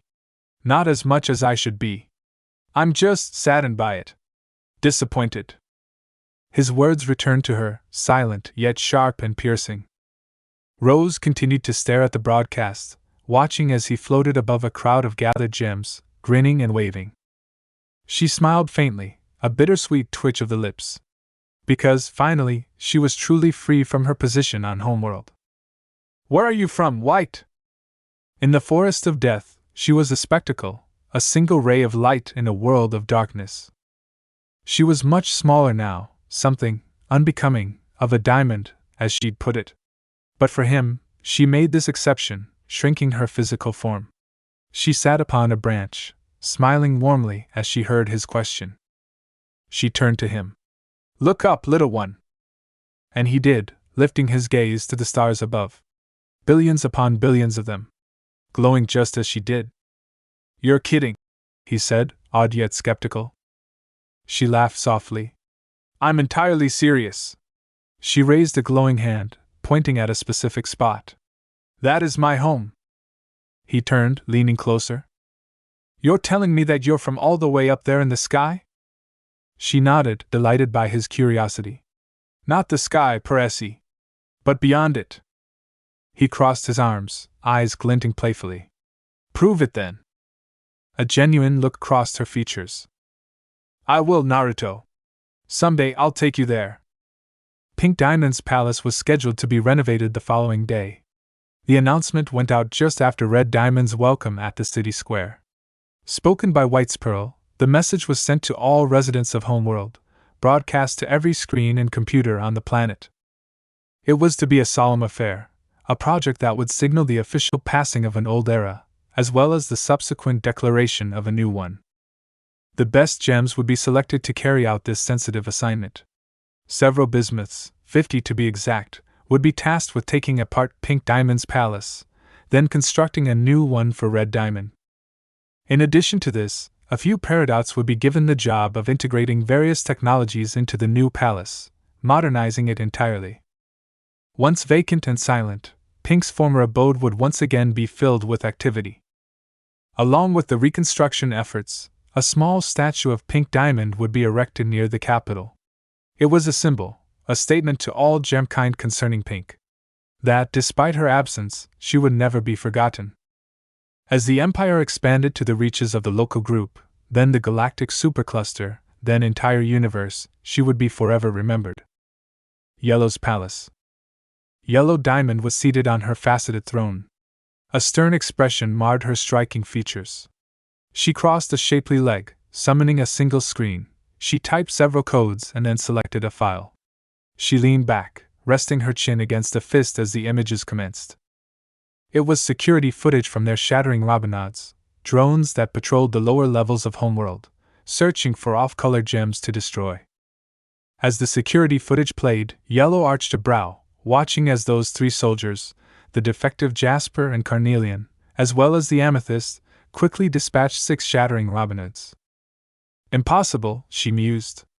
Even her most elite soldiers had difficulty destroying this generation of drones.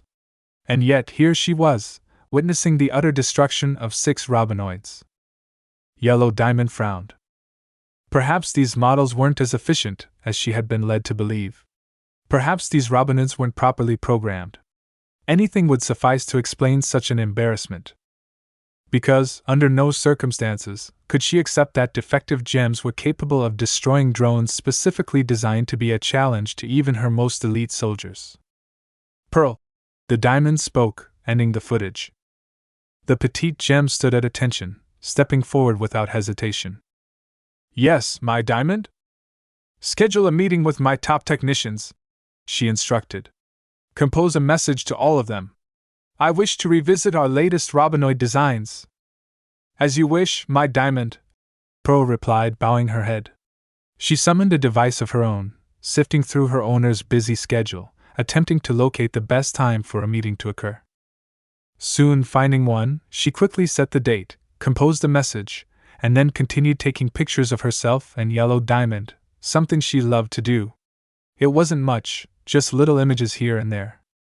So far, no one had seen them, save for Blue Pearl. Sometimes, she almost wished she could share her pictures with more gems. But that wasn't her purpose. Therefore, it was prohibited.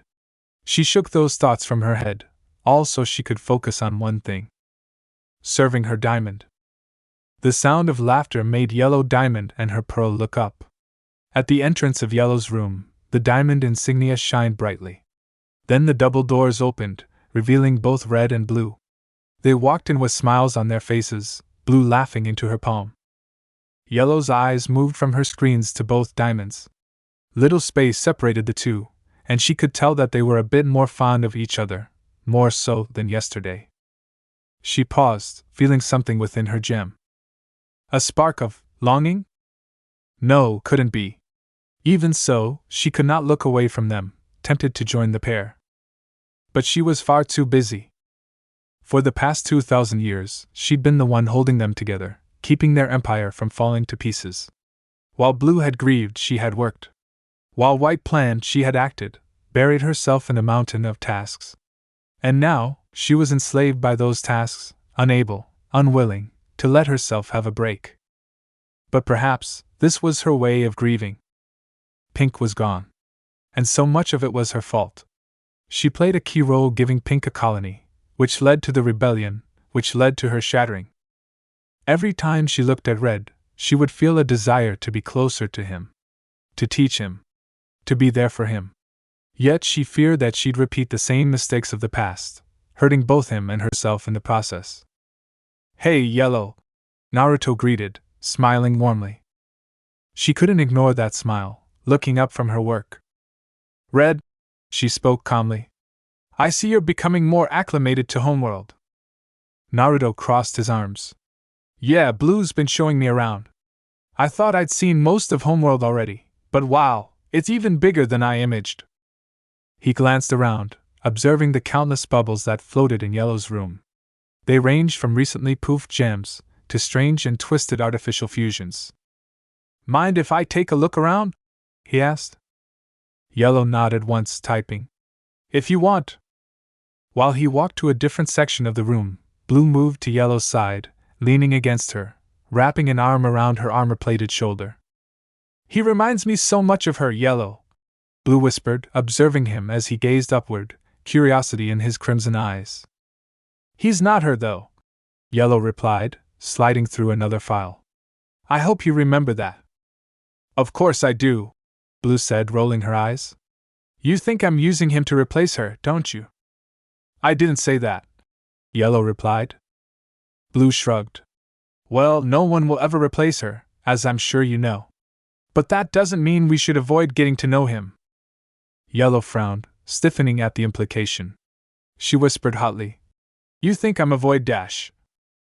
"I know you are," Blue whispered back, an amused glint in her eyes. While both diamonds discussed the consequences of his arrival, from a distance, Naruto turned and beckoned Yellow Pearl to him. She looked at her diamond, then at him, before moving forward. "Red Diamond," she greeted, saluted, then bowed respectfully. "You're in need of my services?" "Yes, Pearl," he said, looking around. "Could you tell me about these bubbles?" "Certainly, Red Diamond," she answered, summoning her personal screen. "One moment, please." She located, then slid through, a detailed report. "Within these bubbles are artificial fusion experiments, formed from the traitorous shards of shattered gems. They are mindless, non-autonomous remnants of rebellious crystal gems, non-conforming gems, criminal gems, and off-color gems." Naruto frowned. "I figured.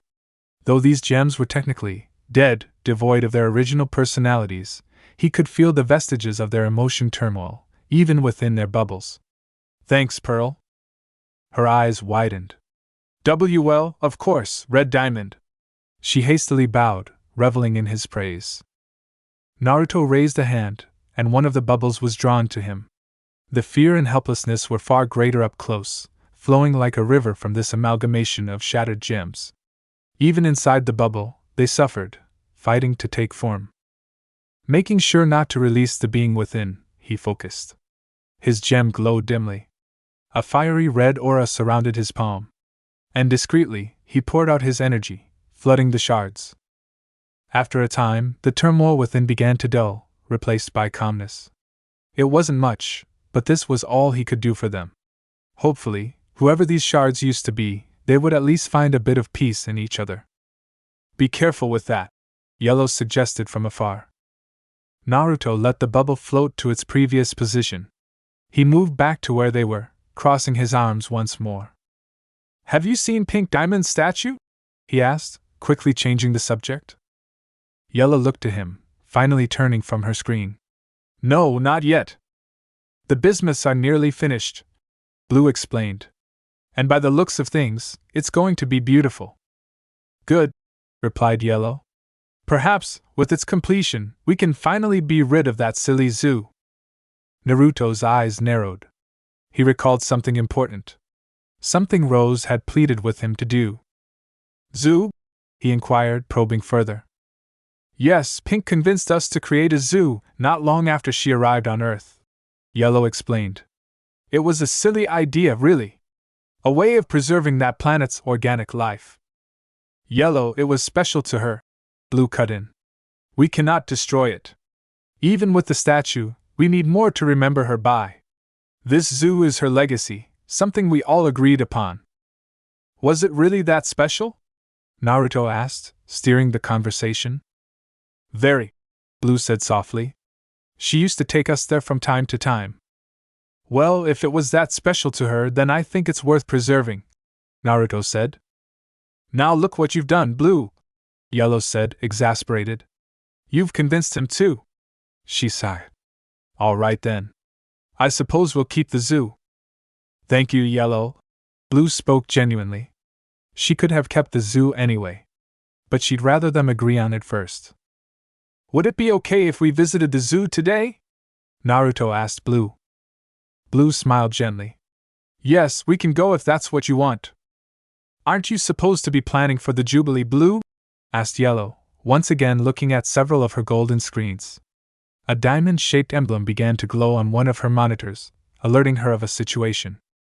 I'm aware of that, Blue replied, moving to stand next to Naruto.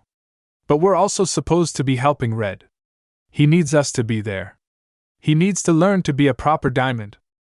While she spoke, Blue's hands had found its way around his arm. It was a gentle, yet protective hold. Blue's still showing me around, Naruto said, looking to Yellow expectantly. Maybe you'd like to join us? Yellow Diamond hesitated, turning to them. Another alert appeared on one of her screens, and she frowned. I'm afraid not, she said, finally rising from her seat. It appears there was an incident on one of my mining colonies, an explosion of sorts. One of your emeralds, or hessenites, can handle it, Blue suggested. I'm sure there are many places you wish to show Red. I can't, Yellow replied. For the first time, she looked conflicted. I will see you two later. Come, Pearl. With that, she began walking toward the double doors, her Pearl following closely behind. Somehow, she managed to keep up with her diamond's lengthy strides. Blue lingered for a moment. Then she sighed, disappointed. We should get going as well. There's still much to do. We have an extraction scheduled later today, so we'll head to the zoo first. They made their way out of Yellow's palace.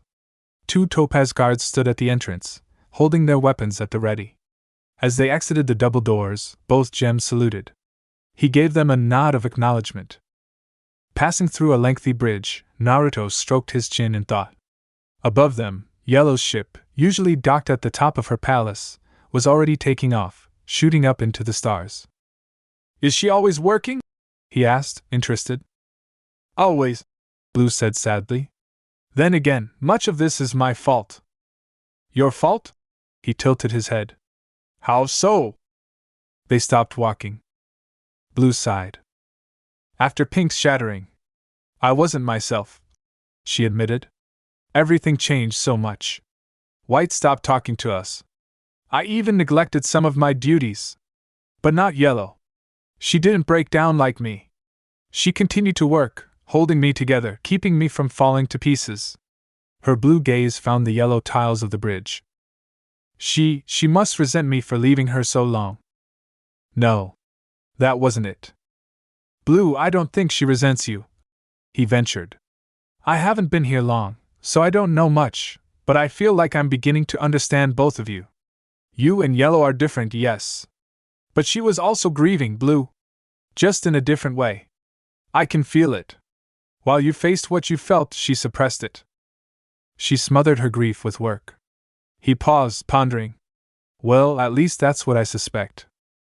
Blue was struck by his words. Perhaps you're right, she whispered, smiling bitterly. She couldn't hold his gaze. Look at us, Red.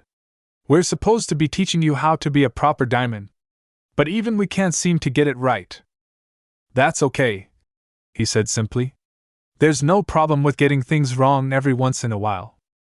If Yellow heard you say that, Blue said, picturing her reaction. Still, we are diamonds. We ought to be perfect, flawless, an example to the gems beneath us. And who decided that? He inquired. White, of course. Blue lectured firmly, conviction in her words. She is the very embodiment of perfection. We strive to present our most flawless selves to her.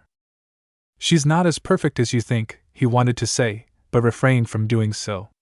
Regardless, he said, not wishing to argue, I don't view you or Yellow as anything less just because you were affected by Pink's shattering.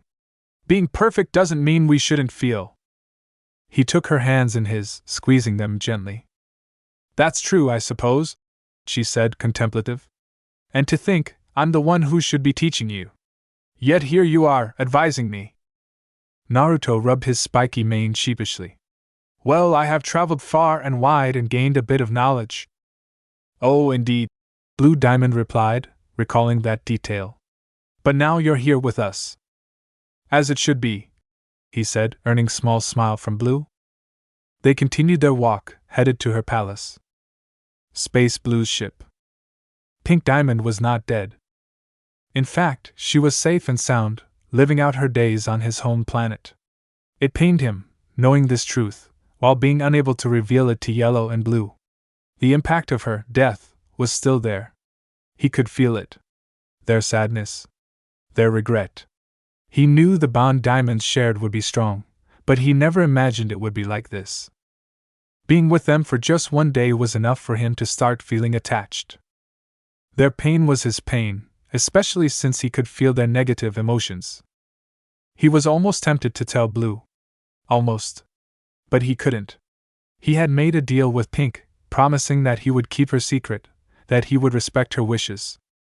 The only person who could reveal the truth was Pink herself. Hey boss, are you going to get a ship like this? Carnelian asked, staring out into the expanse of space that lay before them. Because this thing's fast. Way faster than our colony ship. They were all on the ship's bridge, with Blue sitting in the center, piloting. Her Pearl was close by, tracing her fingers across her personal screen. The rest of his crew was here as well. Carnelian was energetic as usual, unable to sit still. Skinny sat close to him, calm and collected, leaning her head against him. And Jay was on the floor, legs crossed, eyes closed, meditating, an important skill she had picked up from him. I might, Red answered her question. Seated next to Blue, he titled his head. Right? Looking away from her work, she gave a small nod. In time, you'll be given a ship. Now, when it comes to the design, well, I don't know. There's a chance you'll get a leg ship, but knowing White, your ship might be different. Naruto considered her words. A leg ship, while interesting, seemed a bit antiquated. Pink already had one. And even before the rebellion, according to Rose, they rarely even combined for practical reasons. Only for celebrations and events, just for the sake of symbolizing their unity. Other than that, they had little reason to combine all the ship's parts. And speaking of celebrations, it looked as though Blue had finally begun planning for the Cosmic Jubilee, something she, as well as Yellow, had mentioned. While thousands of stars whizzed by them, Blue was surrounded by a few screens of her own. Her features were focused, her eyes intense as she typed, sifting through countless images, and scheduling dozens of events. He couldn't help but look at her, captivated by her beauty. Glancing at him, she caught his gaze. "What is it?" she inquired. "Nothing, Blue," he said, laughing a bit. "You just seem so focused, is all." Blue paused, smiling. "Well, I have much to do. The Jubilee doesn't occur often. And with you here, the celebration must be the best it's ever been." Her eyes became distant, wistful. "Because I want you to see it, Red. I want you to see the glory of our empire." "This is really important, huh?" he asked. "Yes," she answered. "Every colony will be celebrating. Billions of gems will honor us. There will be tournaments, music, plays, balls. Oh, we haven't had a ball in ages. I can't wait for you to see it." Naruto grinned. "Well, if you're this excited, I look forward to it." She was filled with such anticipation. Her eyes were bright, brighter than they had been yesterday. "Here," Blue began, passing him one of her monitors. "I want you to study this." He accepted the diamond-shaped screen, and the moment he touched it, the color shifted from light blue to crimson red. "This document contains information regarding every kind of gem in existence, as well as prospective new gem types," she explained. "I want you to know all of them before the Jubilee." "Seems simple enough," he said. Perhaps when he was human, he would have cringed at the thought of memorizing thousands of pages worth of information, even with clones. But now, as a gem, with his intellectual capacity higher than ever, he actually looked forward to it. First on the list was a gem type called Peridot. Technicians. A lower middle class of gems that specialized in the management of kindergartens, as well as the development of technology. He began reading, marking the text with various notes and comments. Some minutes of study later, he reached the quartz section. Middle class gems. Soldiers, made to protect, made to fight. The image of a standard jasper appeared on his screen, and he continued reading, studying the attributes of this fierce warrior set of quartz. But his muse was broken by the gem below him. He could feel something radiating from her, from Skinny. A negativity he didn't quite like. He glanced downward, and she was staring at his screen, yearning in her gaze. Skinny was a jasper. Though not in the typical sense. She was tall, but petite, lacking the muscular build of a normal jasper. And for the longest time, it had been a major insecurity of hers. "Hey," he whispered gently, leaning closer. "You know I don't like seeing you like that." Sorry, sir," Skinny said, shaking her head. "I thought I'd gotten over this." "Don't apologize. I understand. You're in a new place, with different rules and ideals of what's normal. It's okay if those feelings come back. Just don't dwell on them." With a mighty finger, he lifted her chin, so she could look into his diamond-shaped pupils. "Remember, I'll always be on your side. No matter what others may say or think." She nodded slowly, a faint smile on her lips. "I will," she whispered back. "Always." "Whoa! Skinny J, check this out!" Carnelian suddenly exclaimed, beckoning her mates over. Amethyst didn't move, keeping her meditative stance. Though, she did open a single eye, glancing over at Carnelian. "What?" Skinny asked, getting down from where she was sitting with Red. "Look at her drawings," the Crimson Quartz explained. Below, Naruto observed curiously. Carnelian and Skinny surrounded Blue Pearl, staring at her diamond-shaped screen. Pearl looked about tentatively, attempting to keep her drawings from view. But she had little success. These are pretty good," Skinny admitted. "Sir, you should see these." Naruto rose a brow, attention fully on the blue gem. "May I, Pearl?" She shuffled nervously, looking at her feet. If that's what you desire, Red Diamond." She spoke softly, bowing her head. Pressing a finger to her screen, she transferred the images onto his larger monitor. "They're nothing much," she added. Pearl waited patiently, inwardly fearful of his impending response. While her diamond permitted her to draw during court proceedings, she took far greater liberties, crafting images even outside the courtroom. It wasn't her purpose, but she enjoyed doing it. Was that wrong? Would she be punished for this? Beneath her bangs, Pearl tightly shut her eyes. "These are very good," he finally said. She opened her eyes. "Are really?" Pearl whispered. Looking through her drawings, he was impressed. They mostly featured events from the courtroom.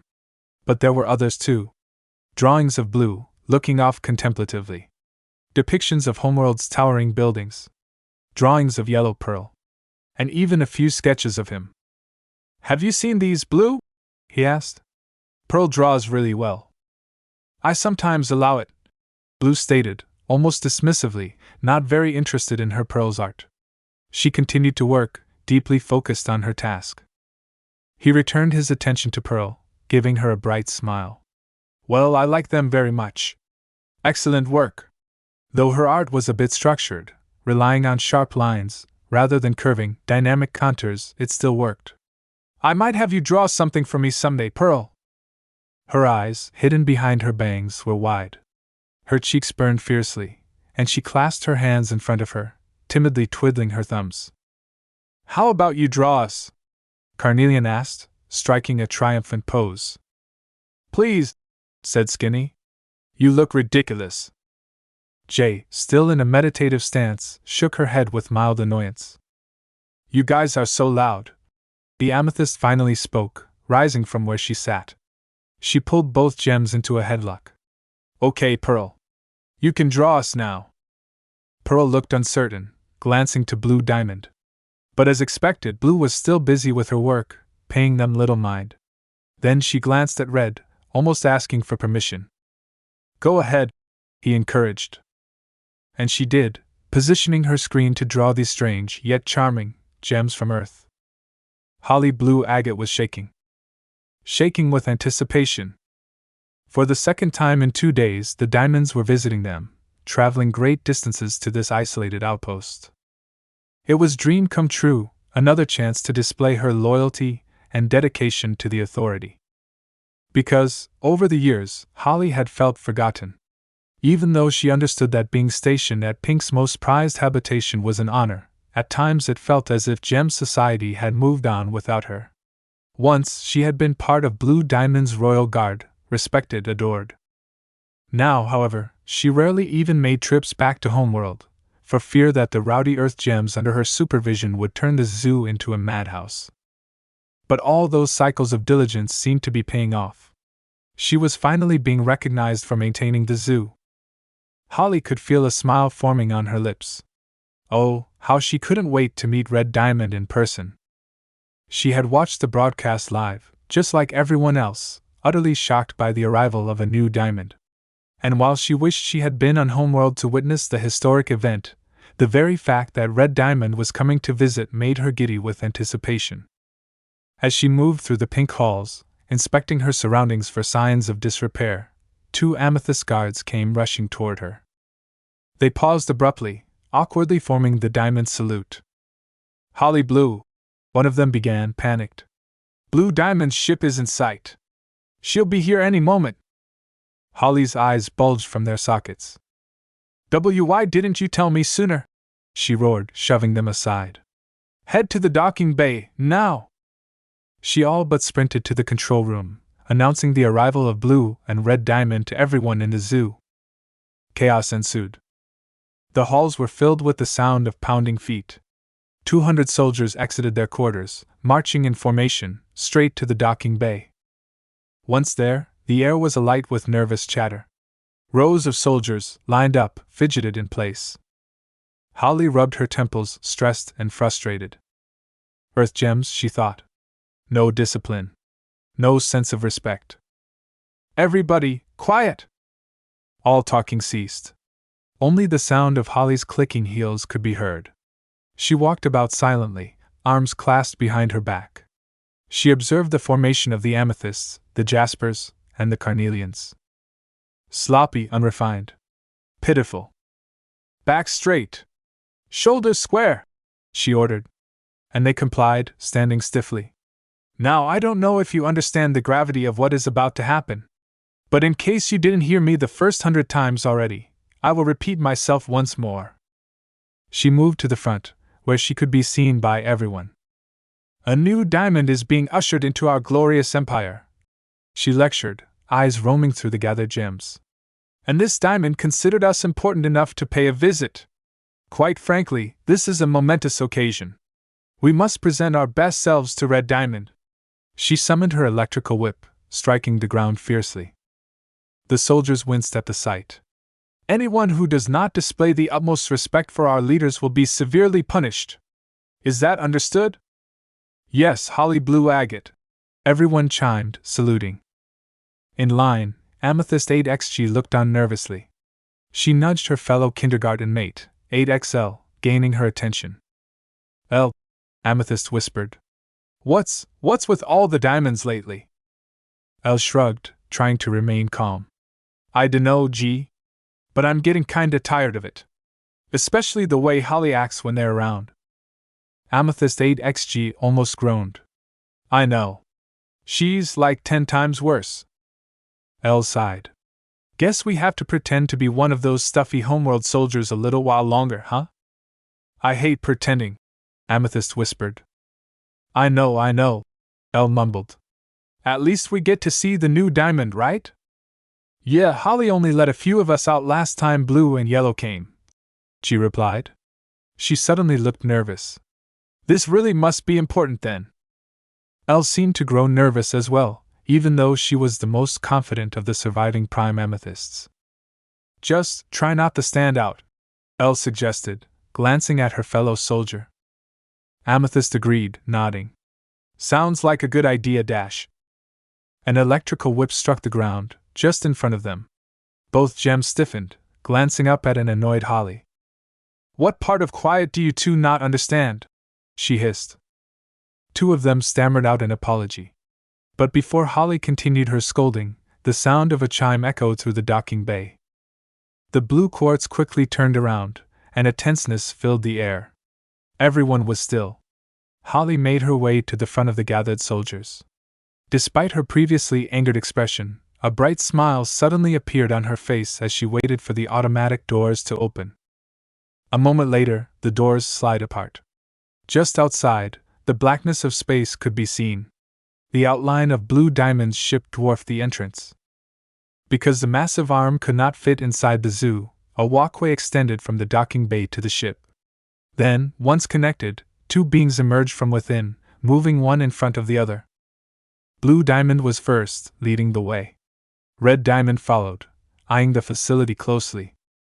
Behind the two diamonds was a tiny pearl, obedient and docile. But it was the last three gems that made all the gathered soldiers stiffen with shock. Naruto looked down, watching with amusement as Jay, Skinny, and Carnelian's eyes grew wide.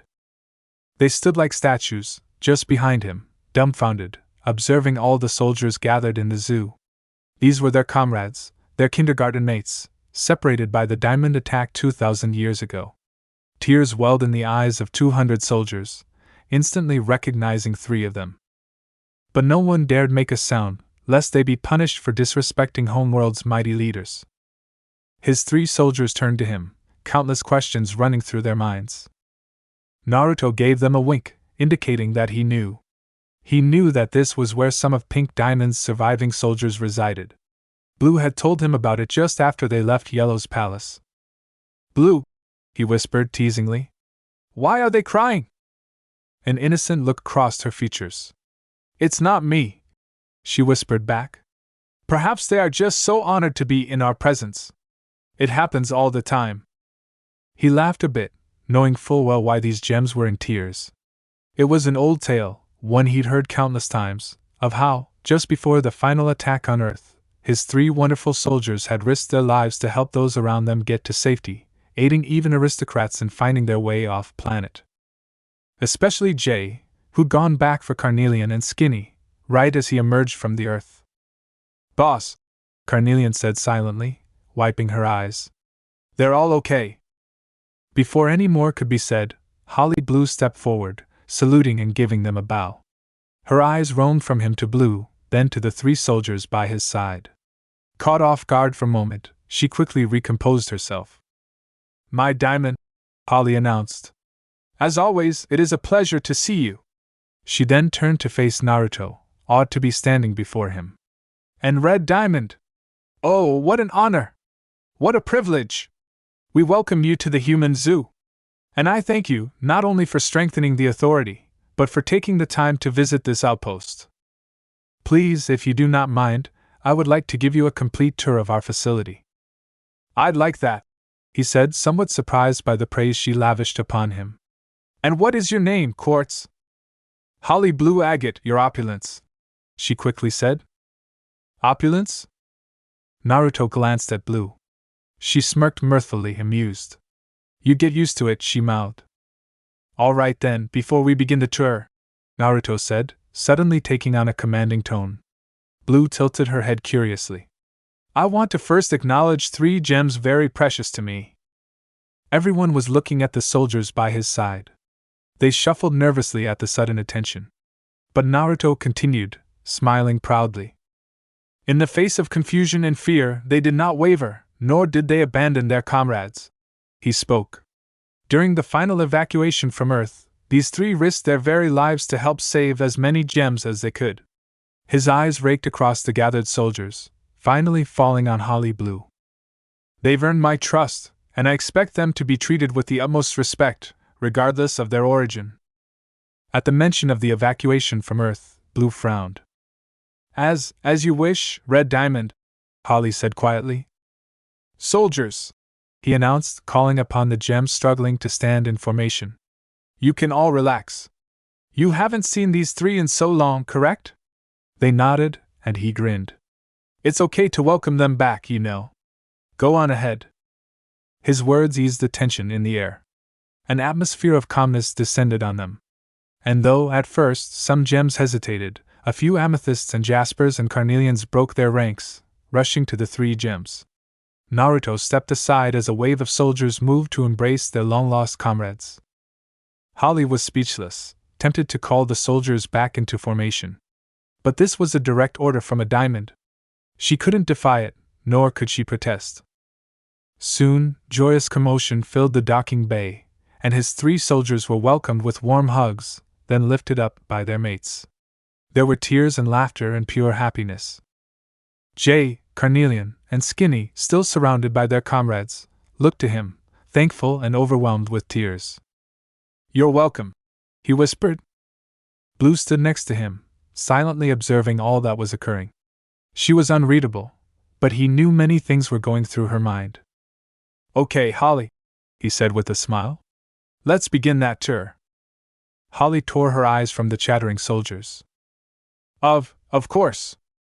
Halfway through the tour, Blue went ahead of him, toward a set of pink double doors. She'd already seen this facility countless times, so there was no need for her to linger while Holly showed him around. He'd agreed, planning to meet her in that specific room at the end of the tour. Now, with Holly taking the lead, she showed him all that the facility had to offer. She explained many things, ranging from the zoo's power source, to daily activities, and to the living quarters of the soldiers. Naruto paused, peering through a small entrance. Within, he saw a massive room with small cube-like spaces. That's where the soldiers live? He asked. Holly nodded, eager to answer his question. Yes, each one of them is assigned a specific cubby. A bit too spacious, if you asked me. Naruto frowned. He looked closer. Spacious? He inquired. There's barely enough room to move around, let alone be comfortable. Well, she began. Only higher-class gems, such as myself, are permitted to have rooms of their own, Red Diamond. He shook his head. I don't like it.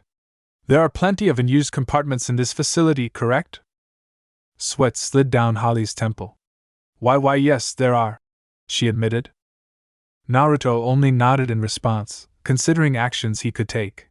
He turned around, beckoning Holly onward. They continued the tour, with the blue quartz seeming more nervous than ever before. He wasn't purposefully trying to intimidate her, but he had to make it clear that he would not stand for the mistreatment of any gem, whether lower or upper class. By the end of his stay here, she would know what kind of diamond he was going to be. Not long after, they were standing in an observation booth, behind a one-way glass. Beyond it, both him and Holly observed the humans kept in the zoo. The people within went about their day, unaware of the fact that they were being watched. Approximately 100 of them resided there, ranging from children to adults. Naruto crossed his arms, looking on with a keen gaze.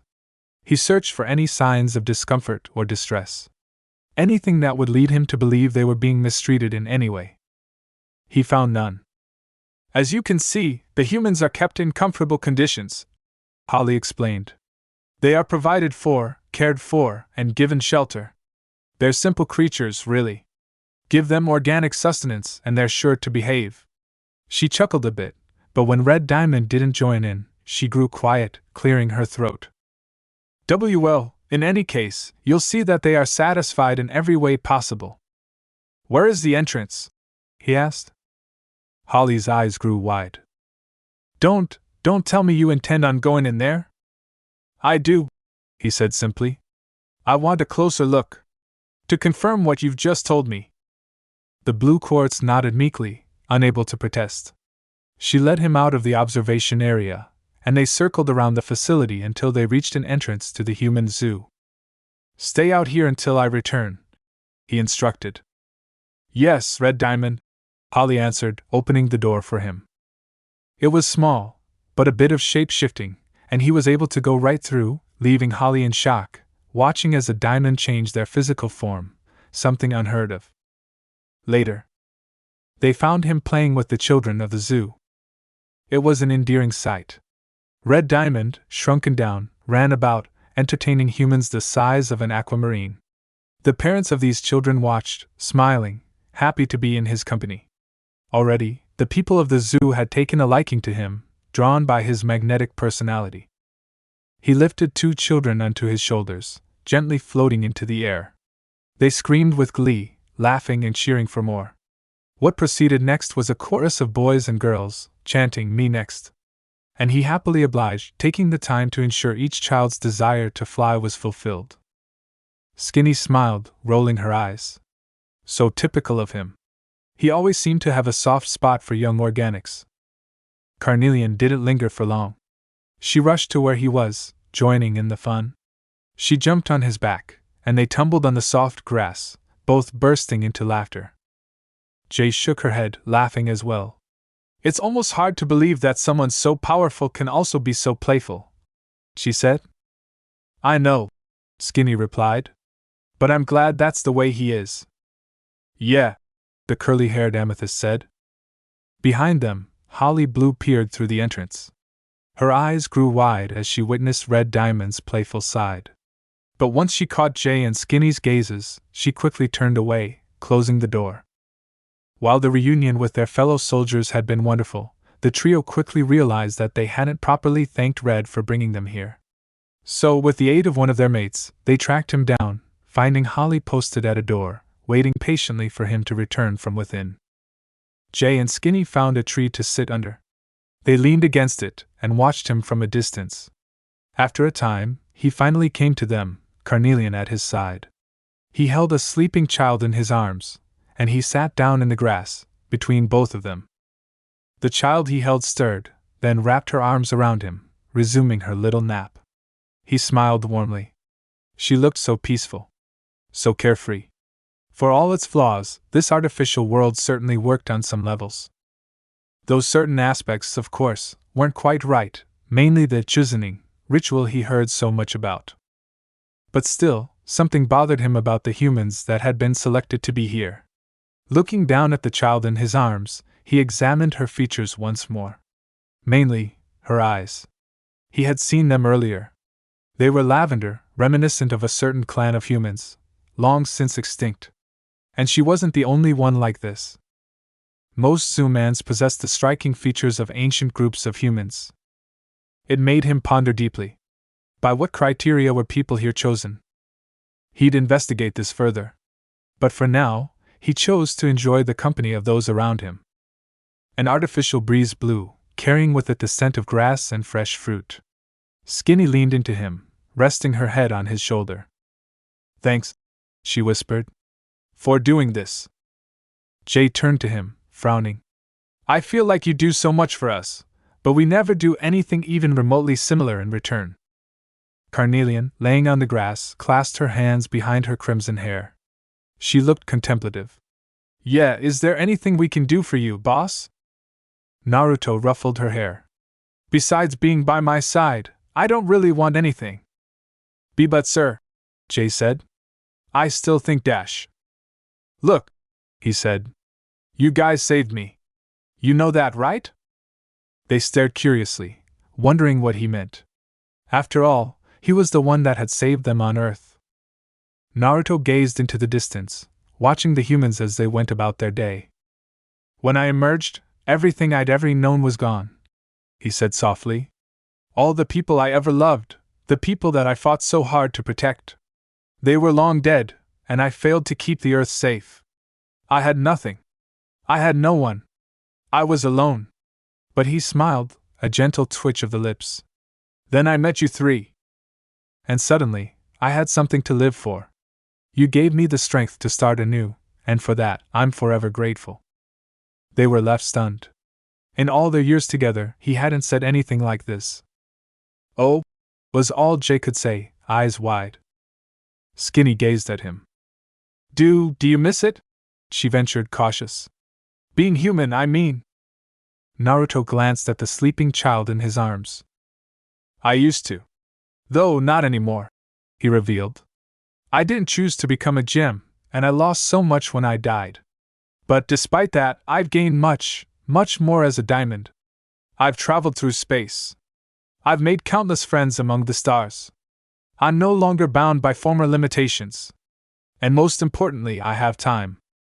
Time to change the lives of those around me. Only 5 gems knew the truth of his origin, and the 3 quartz gems counted themselves fortunate to have this knowledge. The girl in Naruto's arms yawned, waking from her slumber. Lavender eyes blinked up at him. And he couldn't help but think of Hinata, long since dead. Are you leaving soon, Red Diamond, sir? She asked sweetly, rubbing her eyes. Naruto nodded sadly. Unfortunately, I am. But we had so much fun, she whined. We did, little one, he said, tousling her brown hair. And I promise you, I'll be back. Okay, she beamed, smiling brightly. She was simply adorable. And the trio now understood why Red was so fond of these organics. Here we have the final stop, Holly proclaimed, standing beside a massive pink entrance. Blue Diamond is right through these doors. Thank you, Holly, he said. She nodded fiercely, glad he pleased with her. Holly typed in a series of codes. The doors opened, and he entered. Greeted by pink light, Naruto looked around. There, he thought, spotting the rose quartz gems, bubbled and floating about. Below, Blue was seated, staring at the stars above. Her pearl quickly welcomed him with a bow. Naruto could feel tears welling in his eyes. He blinked them away, walking to where she was. His warm and pleasant aura made her turn. Red, Blue quickly said, wiping her eyes. You're finished with the tour? Yeah, he said gently. Holly's quite the character, but I have to admit, she keeps this place running efficiently. He paused. Are you all right? I think so, Blue said. She looked around. I still miss Pink very much. She took a shuddering breath. However, Yellow was right. I can't keep grieving forever. Because I have you to worry about now. He sat down next to her, and little space separated them. They remained silent for a time, just watching the stars through a transparent ceiling. The bubbled rose quartzes floated aimlessly through the air. He stretched forth a palm, drawing one of them to him. What will happen to these gems? He asked. I don't know, Blue said. She observed the bubble in his grasp, frowning. There's just something about a rose quartz, something inherently defective. Why else would a gem of this cut turn against her diamond? She mused. Even so, I cannot bring myself to destroy them. After all, they were hers. So they'll remain like this? I suppose, she replied. Being bubbled is punishment enough. Then Blue, he began. Yes? I have a request, Naruto said. What is it? She inquired, eyes on him. Let me have the zoo. There was a pause. Blue tilted her head. The zoo, she repeated. Why? It just seems like you have a lot of work to do. There's no need to burden yourself with this place, is there? He clasped his hands behind his spiky mane, continuing. I was made on Earth, and I feel a kind of responsibility, an obligation, to preserve this place in Pink's stead. Is that so? She mused, thinking. But someone interrupted them, clearing their throat. Both leaders looked downward, noticing Pearl forming the diamond salute, a screen floating in front of her. Pardon me, my diamond, Red Diamond, she said softly. But your next appointment quickly approaches. Blue stood up, beautiful dress flowing to her feet. Let's go home, she said, suddenly excited. This'll be your first extraction. We must hurry. But the zoo, he pressed. Blue Diamond paused. Once again, she took the time to ruminate over his request. She pondered deeply. And finally, she gave one last look at the pink room. Very well, Red. Since you seem so set on this, I will let you manage the zoo from now on, she decided. Consider this your first assignment. Though, it's quite simple, really, managing this place. You don't have to do much. But perhaps leading these few gems will be beneficial to you while your court is being created. Naruto cracked a small smile. He was relieved, glad he could accomplish this objective without much trouble. But more tasks awaited him in the future, and things would only become more difficult. All the soldiers gathered to see him off, standing in formation once again. Holly was in front. She looked up apprehensively. Blue was already leaving the docking bay, having bid them farewell. The quartz trio stood before him, and Naruto beckoned them closer. You can stay here as long as you like, okay? They agreed, not wanting to leave the company of their kindergarten mates so soon. Whenever you're ready to come back, just tell Holly, he said, then turned to the blue quartz. I'm sure she will contact me as swiftly as possible. Holly quickly nodded. Yes. Certainly. He shifted his attention to the soldiers gathered in the docking bay. All of you, he announced. From this point on, you will be under my supervision. I look forward to knowing each and every one of you. Though they tried to remain rigid in their formation, a few smiles could be seen among the gathered soldiers. And Holly, he said. Holly shivered nervously, wondering if she had done something wrong. But Naruto only smiled. Excellent work today. I enjoyed the tour. Her eyes widened, head bowed. Thank you, Red Diamond. Homeworld. A dozen aquamarines flew around them, welcoming Blue Diamond as she approached her extraction chamber. They also showed Naruto much respect, greeting him fervently. One particular aquamarine floated in close proximity, watching him curiously. A tear-shaped gem lay just below her eye. And a bold one this gem was. She almost seemed to be studying him, observing his masculine form with intrigue. But after a moment, she drew near to Blue, formed the diamond salute, then whispered something to the azure diamond. Blue nodded, then said, Good. Keep me updated, Aquamarine. Certainly, my diamond, the little gem replied, before flying off with her cohorts. Anything I need to know? He asked. Blue shook her head. Not at this point. But don't worry. Soon you'll be familiar with the daily activities of us diamonds. Naruto said no more, walking beside her. They moved down a lengthy blue corridor. The sound of rushing water reached him. Behind them, Blue Pearl walked silently, chancing a glance at him every few moments. Now, the sensation might be strange at first, Blue explained. You will feel the aura in your gem being expelled, leaving through your physical form. Just relax and everything will be fine, okay? Naruto nodded as he prepared himself for his first extraction. A process that produced the raw materials needed to create new gems. Incidentally, since the rebellion's end, White had stopped attending these extraction sessions, leaving only Yellow and Blue to pick up the slack. This, invariably, led to a shortage of resources. Which meant less adequate gems, more defective gems, and the drastic modifications to Era 2 gems. Mainly limb enhancers. Ahead of them, the entrance to Blue's chamber was visible. Two topaz guards stood before the double doors, holding their weapons and securing what lay within the room. Not only them, but someone else was there, waiting. She stood with her arms crossed, tapping her foot against azure tiles. A pearl was also there, mimicking her owner's stance. "Yellow?" Blue asked, stopping as they reached a flight of stairs. "What are you doing here?" "What does it look like I'm doing?" she responded. Yellow almost seemed embarrassed, averting her gaze. "It seems as though I'll be joining you too." "But your assignments," Blue mentioned. "On hold for now," she responded quickly. "I might as well be here for his first extraction." Blue's eyes began to water, causing the same to happen to every gem close by. "Blue, please," said Yellow, wiping the tears from her eyes. Sorry. She laughed softly, guiding Naruto up the stairs. "It's just been so long since we've both been here." Yellow looked around, contemplative. "I suppose it has," she admitted. "Then let's begin," Blue said happily, moving through the doors first, keen on making sure everything was ready. Naruto and Yellow stood next to each other for a time, studying what lay before them. For him, it was a room he had never seen.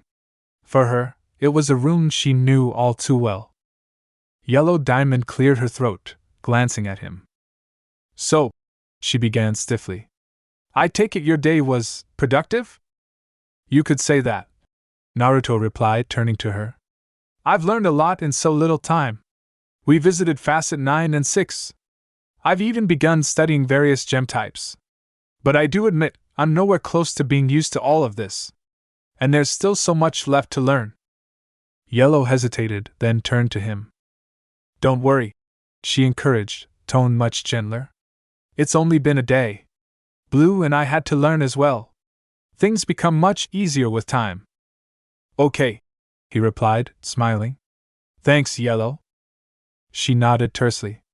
"Tomorrow you'll be with me," she added, crossing her arms. She began walking into the extraction chamber. "Let's not keep Blue waiting."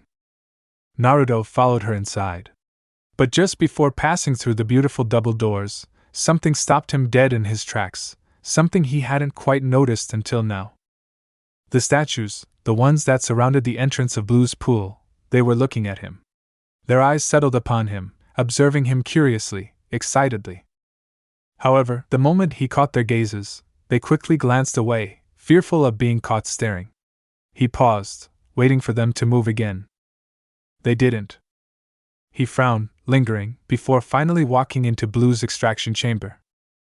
Distant galaxy, unknown planet. A red star burned furiously, painting the land crimson. It was eerily silent, and a terrible wind blew through the desolate city. Not quite primitive, but not so advanced either. It was a world on the brink of prosperity, once filled with the laughter of innocent children. But such was no more. Now, only death reigned supreme, for the last light of life had been extinguished. The divine tree, felled by a single being, was nothing but a stump. He sat upon it, relaxed, apathetic, despite the bodies strewn across the city streets. The fruit of his labor lay in his palm, ripe and ready to be devoured. He smiled, a wicked curl of the lips. "Not bad," the being said, taking a single bite. Chapter end. Tired of watching censored fanfics? Would you like to watch some very naughty, filled with the lemons fanfics without any censorship? I'm happy to announce that I opened Patreon page for you guys, where you could watch Naruto/Deku, 18+ stories without any censoring. Not only that, you can also see the NSFW images of characters of the fics on my Patreon, which I make by myself. So buy your preferred tier and join our community now. Link is in the description.